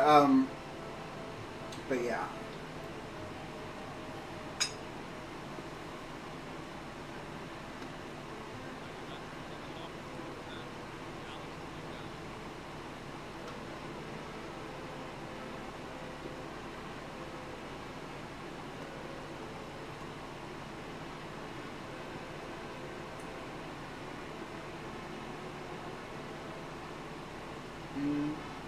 Oh, okay, Alex. Yeah. So I'll get to that. I probably won't read the email directly after the live stream because right after the live stream, I'll have to clean up and all that because it'll smell like old tea and cake in here if I don't clean up immediately. So, but I will get to it. And I think there's a few other emails I have to read too along the way. I have to keep up with the emails because sometimes they'll pile up. But yeah. Mark says, where do you have your train set up now? Somewhere where your dad can work on it also? Yeah, so we have a third bedroom that we're using as an office. And so the train layout is set up in the office. And in that office, we also have the old computer I used to have. We're using it as a spare computer so that I can do some live streams from the office as well. And kind of how I want to use the office is half of it will be set up for building stuff for the train layout, and then I can do live streams of myself building stuff from the train layout, or just live streams showing off the train layout, or even just producing videos about the train layout. And then my dad, since he wants to start his own YouTube channel, the other half of the office will be decorated with like his stuff for his channel, whatever that may be. Probably Star Wars stuff, probably some anime stuff or whatever, because that's the kind of channel he wants to have. He wants to show off like the movies and shows that he likes. And so it'll be kind of like a Cruella de Vil kind of hairdo thing where one side is all him, the other side is all me, and we can live stream from the same computer. So yeah, but yeah, I'll have to take the time. Probably over the weekend or maybe even next week sometime to unpack all the train stuff, because I want to try to get another history video out this week, maybe Friday, maybe most likely Saturday. And I'll tell you what it is right now, you guys, because I think you guys will love it. It's going to be a first in a series of videos about RMS Mauritania. So the original 1907 Mauritania. Yeah, I'm excited about that. And so far it's going really well. The script is looking really nice. After the live stream and after I check my emails, I'm going to try to, as quickly as possible, record the narration for that video and then start production on it. Because I want to get that video out this week. I really have to. And then maybe next week we'll see about what other videos I can do and stuff. Maybe some live streams with the train layout and stuff like that. But yeah, we'll see. Because boy, I have taken like a hiatus since I moved, and that hiatus, you know, it's time to get back into it. You know, time to get back into it.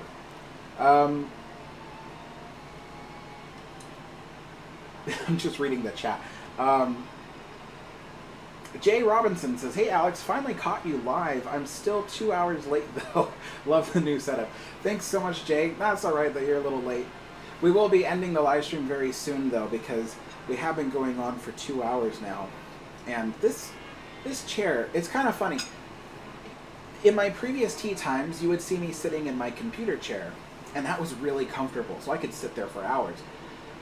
But the computer chair doesn't fit in this corner, otherwise all the decorations and stuff will be blocked by the high back. So I'm sitting on this like stool that I bought. It's a really nice stool that I put together. But boy, when you sit on it for 2 hours, it is not comfortable at all. And so I'm like sitting here constantly shifting in my seat, trying to shift the pain from one side of my bum to the other. So yeah. It's kind of silly, but yeah. Oh wow, here we go. Let me just try to. Mark says, "Oh great, can't wait to join you and your dad for the train time when you are ready. Fantastic setup idea." Yeah, I'm excited for that. I still have some paintings and stuff to hang in that room, so that way there's something to look at on in the background. But yeah. Ella says, a series on Mauritania. Yeah, I'm excited about it too. I've been saying it for months that I wanted to get into a Mauritania video series or something like that, and I'm finally doing it. So because I would have gone. I had to think about little stuff like this, but I just finished doing the Queen Elizabeth video, and I thought if I do a Queen Mary video now, people might get a bit too done with the whole queenships thing. So I need to alter it. So I've gone from Queen Elizabeth, and now I'm going to go into Mauritania, and then maybe the video after that will be maybe another Queen Mary video or something like that. So, Alex says, Alex, I think you'll be able to hit 45K subscribers by the end of the week. Also, your QE video officially has over 100,000 views. Good job. Thank you so much. Yeah, I am pleasantly surprised by the fact that that video got 100,000 views. I was honestly only expecting half of that. I thought, oh, you know what? At best, this will get 50,000, and that's fine with me. But it got to 100,000, and I was like, that's good. That's really good. So, yeah, hopefully the channel kind of blows up, because there's a lot more stuff I'd like to get into, and it's a lot easier to get into that stuff with more viewers.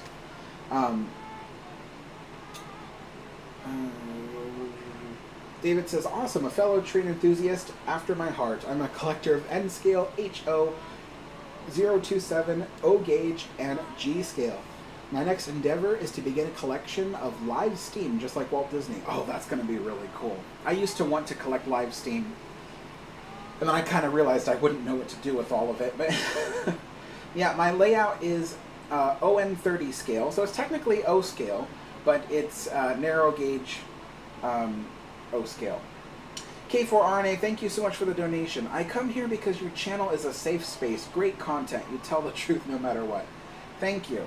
I was having a conversation with my friend Chris the other day, and I was asking, I was like, you know, do I seem like the kind of person that is the same in real life as I am on camera? Because let's be honest, there's a lot of YouTubers out there who are very different on camera than they are off camera.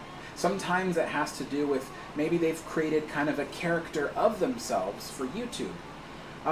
But I was very happy to hear that, you know, my friend Chris was like, no, you're actually pretty much the same person off of camera.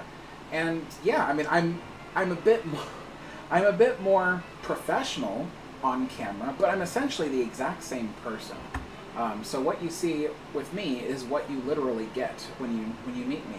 And I've always been that way, because I've always prized, you know, being genuine over being someone who's just trying to impress people.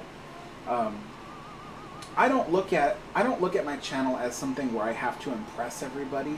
I look at it as, am I delivering a quality product? Am I delivering something that people want to see? And so trying to impress people and be the smartest person in the world, I don't need that. I think everybody here knows that, you know, sometimes I make mistakes when it comes to my videos, but then I go back and I remake the video eventually and correct all that stuff. Or you know, you've probably seen here on the live stream when people ask me a question about, let's say, Carpathia or something, and I go, you know what, I honestly just don't know. I try to be as honest as I can with people. But I'm always excited to learn new things, and always excited to try to expand what I know, and then you know, turn back around and then create a video about the amazing thing I just learned and share that excitement with everybody. So, hey Daniel, good to see you.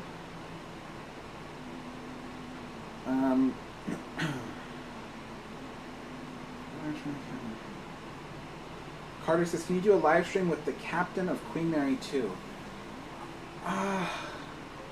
You know, I don't know.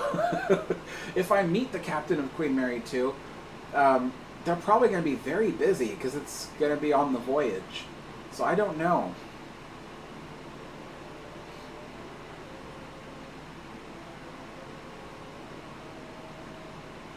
Yeah, thanks, Alex. Mike says, supposed to get down to 27 degrees tonight. May have to cover the outside plants. Freeze warning. Oh, wow, geez.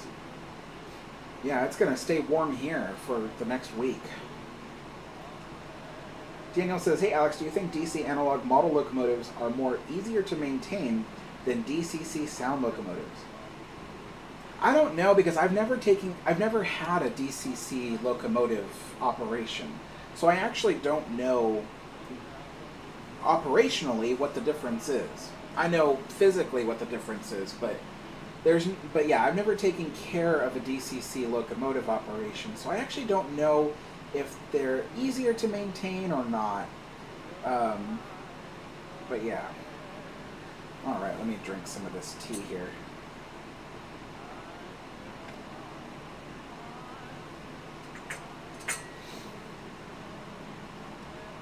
Yeah, one of the things I want to do, my dad and I were talking about, if he has like the day off or something, we can both go down to the coast, because they're near Tillamook is a scenic railroad. It's a real steam railroad, and we want to go there to ride the railroad. It goes up the coast a little bit and then comes back down to Tillamook, and so we're thinking about doing that. And I want to film that, maybe talk about the history of that railroad, that kind of thing. So that'd be kind of fun to do. But yeah, and I'm also still saving up for that UK trip, but it is going to take a while. This shirt is conspiring to choke me. Okay.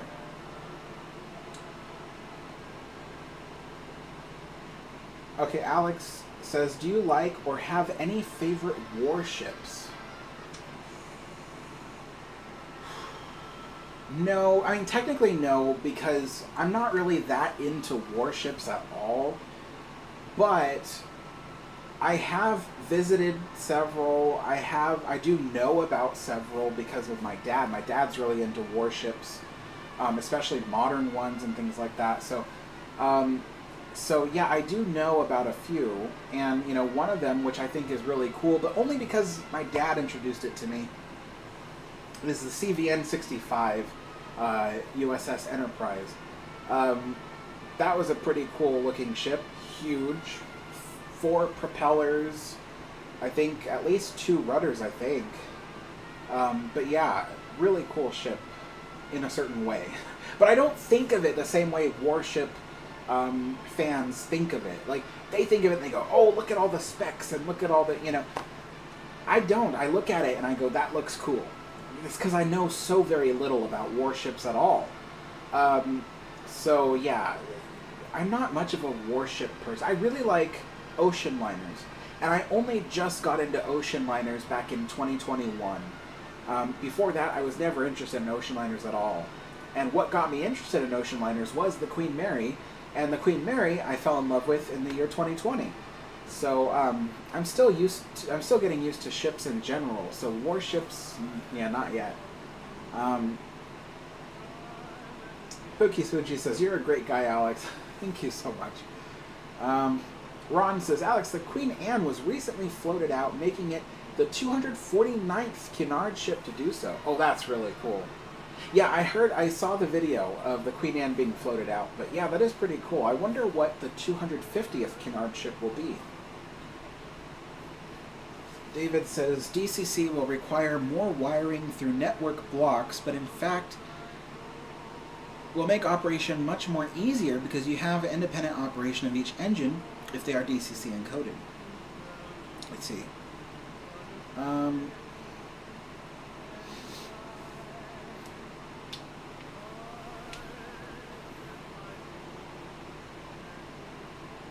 Jay says, we can like and respect you for saying you don't know about a subject. At least you don't make an answer up to impress people and spread misinformation.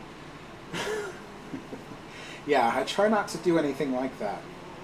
There was a time when I did, though. There was a time, probably when I first started doing YouTube, where back then I was only doing Disney content. Back then, even though I have a wide range of interests, I originally started this channel just to talk about Disneyland history, and I still believe I'm one of the most knowledgeable people out there that knows about Disneyland's history. I still think that I am. But there were times in the past, not anymore because I think I've just grown up since then, but there were times in the past where, you know, someone would say something to try to contradict what I would say, and I would just be like, you know what, no. Like, I've done the research, I know more about this, and then I would like say something, and later on I would go back and double check it, and I'd be like, oh, I guess they were right. But they said it so rudely, I just didn't want to hear it. But since then, I have grown up a lot about how I do stuff, and now when people correct me, I give them the opportunity to correct me, and then I just wait and I go back and I just double check just to see if they're right. Especially when it comes to ocean liners, because I'm so new to it, that there is a high likely chance that if I'm talking about a ship that I have not yet talked about before, which I think I have, there's a few times where I've even... See, this is one of the reasons why I don't even talk about the Olympic-class ships. Is because every time I open my mouth about an Olympic-class ship, someone comes in and says, oh, that's wrong. And quite often, they have a collection of books or documentaries that they've watched about the Olympic-class ships, particularly Titanic. They could walk circles around me with their knowledge. And so, really, it's not worth it to me to even discuss Olympic-class ships on my channel. I did a live stream of the Titanic Demo 401 the other day, and I think I said something... Oh, I was talking about the pine wood on the ship, and I could have sworn that I heard that the first class main lounge was made of pine wood. But someone came in and said, no, actually that's not correct. Why would you think it was pine wood? And I thought, actually I really don't know, because I haven't done nearly the amount of research other people have done about it. And so I just have to concede that sometimes I'm just going to be wrong about ships I just am still learning about. So that's one of the reasons why I don't cover the Olympic-class ships. It's a highly covered topic that so many people know so much about. It would take me decades to catch up with them. So, yeah, I'm just like, I'm not going to bother. But, yeah.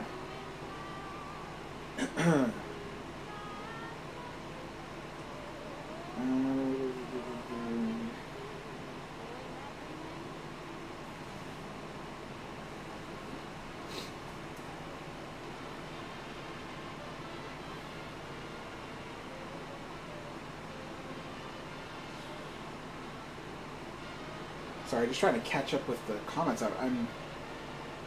The chat moved and I couldn't see where I was.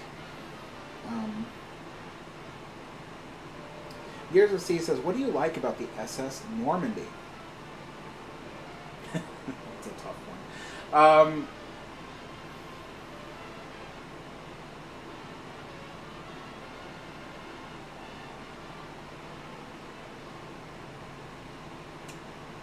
I suppose the interior decoration is pretty nice. It's all very French Art Deco, very beautiful decorations. I know in the past I've said that Normandy is nowhere near my favorite ship, and it still isn't. If someone had said, Alex, would you want to spend a night aboard the Normandy, I'd say no. It's too grandiose. I'd feel like I'm sleeping in a palace, which doesn't feel comfortable to me. It feels very cold and... I don't know. So, but I like looking at it. So looking at the interiors of Normandy is very interesting. It's hard to believe that, it's like a palace at sea. You look at it and you're like, how did they build that, And there are stories of how the materials on Normandy weighed so much that the ship would be a very, very snappy roller when at sea. But yeah, I would say the interiors are pretty nice to look at. Yeah.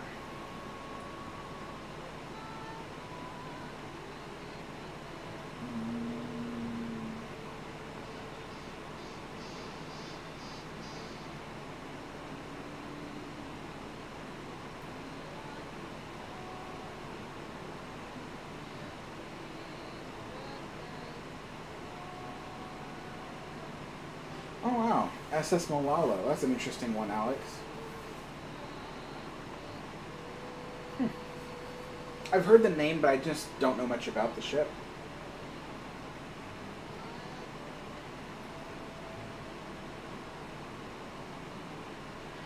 Oh wow, Brian, that's pretty cool. I wish I had family members that sailed to the United States aboard any one of those famous ships, but, the side of my family that comes from the UK, they sailed here in like the early 1800s. So none of the big super famous liners that we know about have anything to do with my family, unfortunately. I don't even think my family has ever gone back to Europe aboard any of the famous, you know, because sometimes people do it for business or whatever, but my family's never even done that. So I don't have like a direct connection to any of those ships, unfortunately.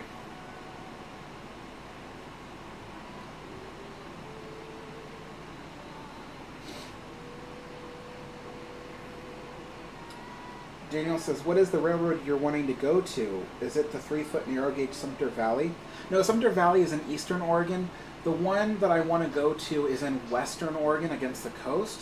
It is the Oregon Coast Scenic Railroad.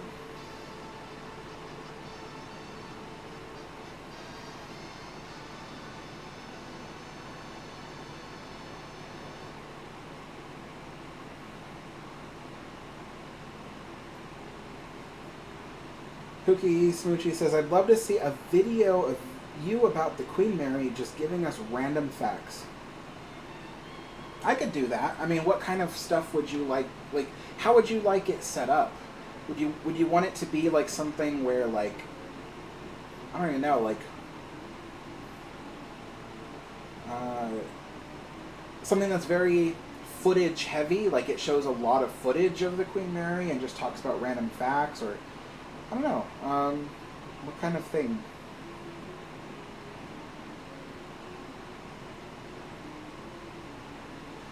Alex Cease out of Bulgaria says, speaking of Normandy, did you know that the first class dining room was the largest ever on a ship? It was 93 meters long, being longer than many famous closed areas worldwide.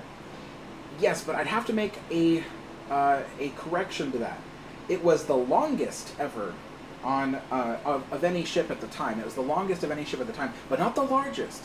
Technically, the largest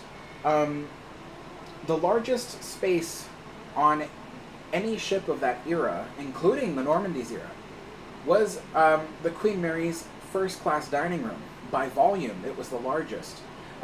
It was 145 feet long by 118 feet wide, and it was 3 decks high. It still is. It's still there to this day.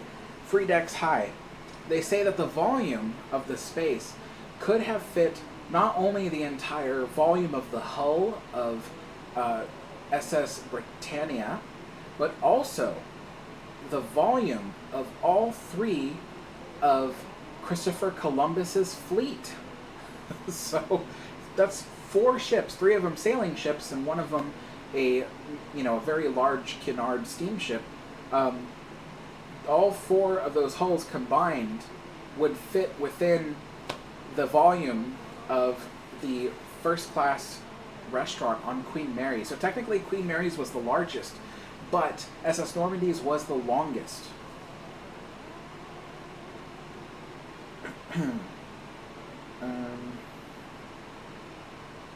Mike says, big.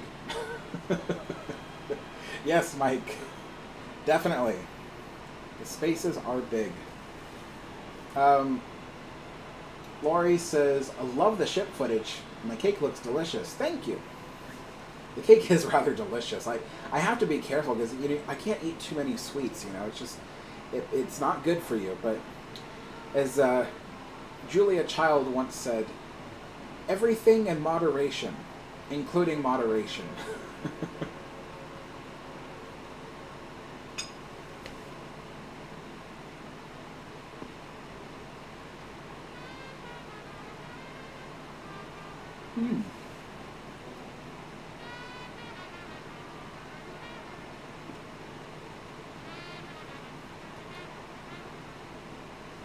That's a good idea, Jay. And Pookie Smoochie says, pictures, some footage, kind of like a live stream, but you're just sharing facts about her. Easy sit down and chat. Okay, that sounds pretty easy. Because I am looking for some easy videos to do, because these documentaries, they take so long and they take so much effort to put into them. I do need to find a way to make some easy videos that I can put out in between.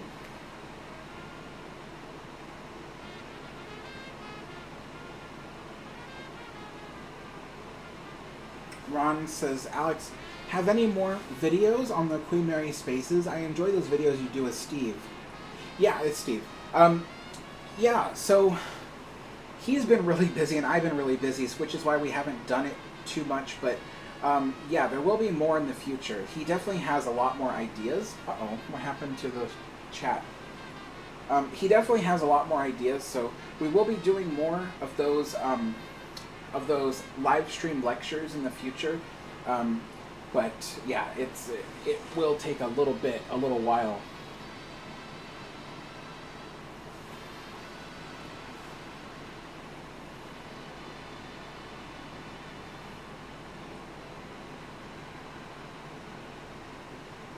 Alex, yeah, this cake was made by my sister. She made it for my birthday. It's a belated birthday. But yeah, it's really delicious. Because she asked me, she says, what kind of cake do you want? And I said, I would really like a nice chocolate cake. And boy, this is really good.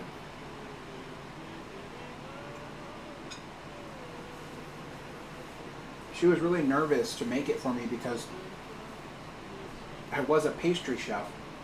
So, you know, she's just a home cook. So whenever she makes me something, she's always worried like what I'll say. But I told her, I was like, this looks really good. Like, it looked like it could have been a professional cake. It was very nice, and it tastes amazing. So she did an amazing job.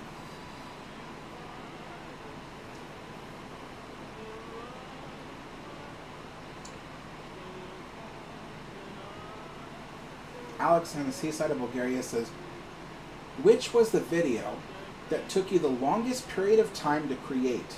Was it worth it? Did it pay off? Yeah. The video that took me the longest to create was my video about the history of the Disneyland Railroad. Now, I had already known all the fun facts of the Disneyland Railroad for many, many years, but I had never combined all of them into a video, and I needed, it had been so many years since I've talked about the railroad that I wanted to double check the things I was going to say. So I had to go back and re-find all the information just to make sure I wasn't delivering anything that was incorrect. And I would say that video took me a year to produce.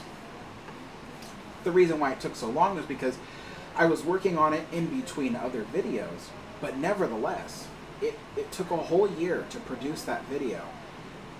And I was worried that it wouldn't do very well. When I released the video, it did okay, and I was like, oh boy, you know, all this work, and not a lot of people are watching it.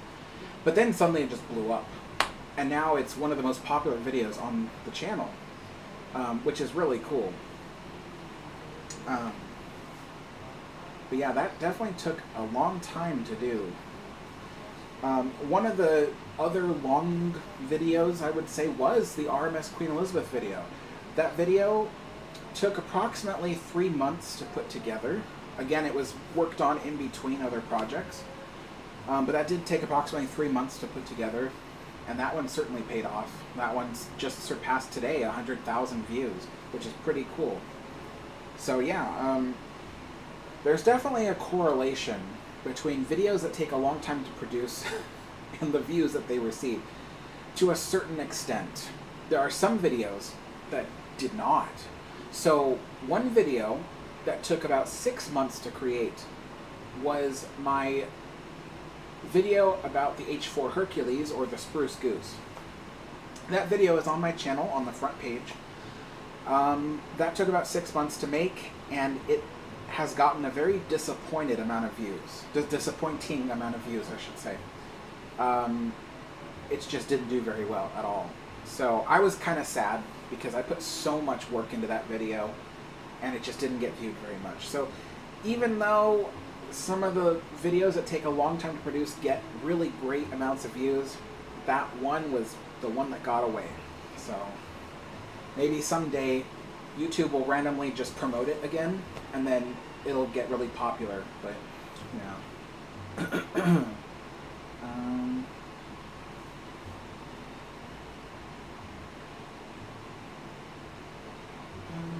Oh, see you later, K4RNA. Ron is leaving too. See you later, Ron. I should get going as well because it has been 2 hours and 24 minutes. But yeah, this has been actually a really fun live stream. I mean, aside from that one person that went totally insane in the middle of the live stream. But other than that, I've had actually a lot of fun talking to you guys. And it really does help me, like, recenter myself, being able to talk to everybody and just kind of catch up and stuff like that. It actually does amazing things for my soul. So I actually do enjoy it a lot. And then, so keep in mind, let's see, sometime at the end of this week, maybe Friday, maybe Saturday, most likely Saturday, will be the first video in my series about RMS Mauritania. And then I think Sunday we will be doing another tea time at 2 p.m. Pacific time. So same time this one started today, just on Sunday. Yeah, and yeah, we'll see about doing some Queen Mary fun fact videos next week. And I am also putting together a Queen Mary repair update for the beginning of June, but I wouldn't expect it until closer to mid-June, just because I still have to get my friend Chris to go there after the grand reopening and film the ship and see what's changed. So anyway, thank you guys so much. I'm going to get going. I need to get off of this painful stool and just, like, walk it off. So, anyways, folks, thank you all for watching, and I will see you all next time. Bye-bye.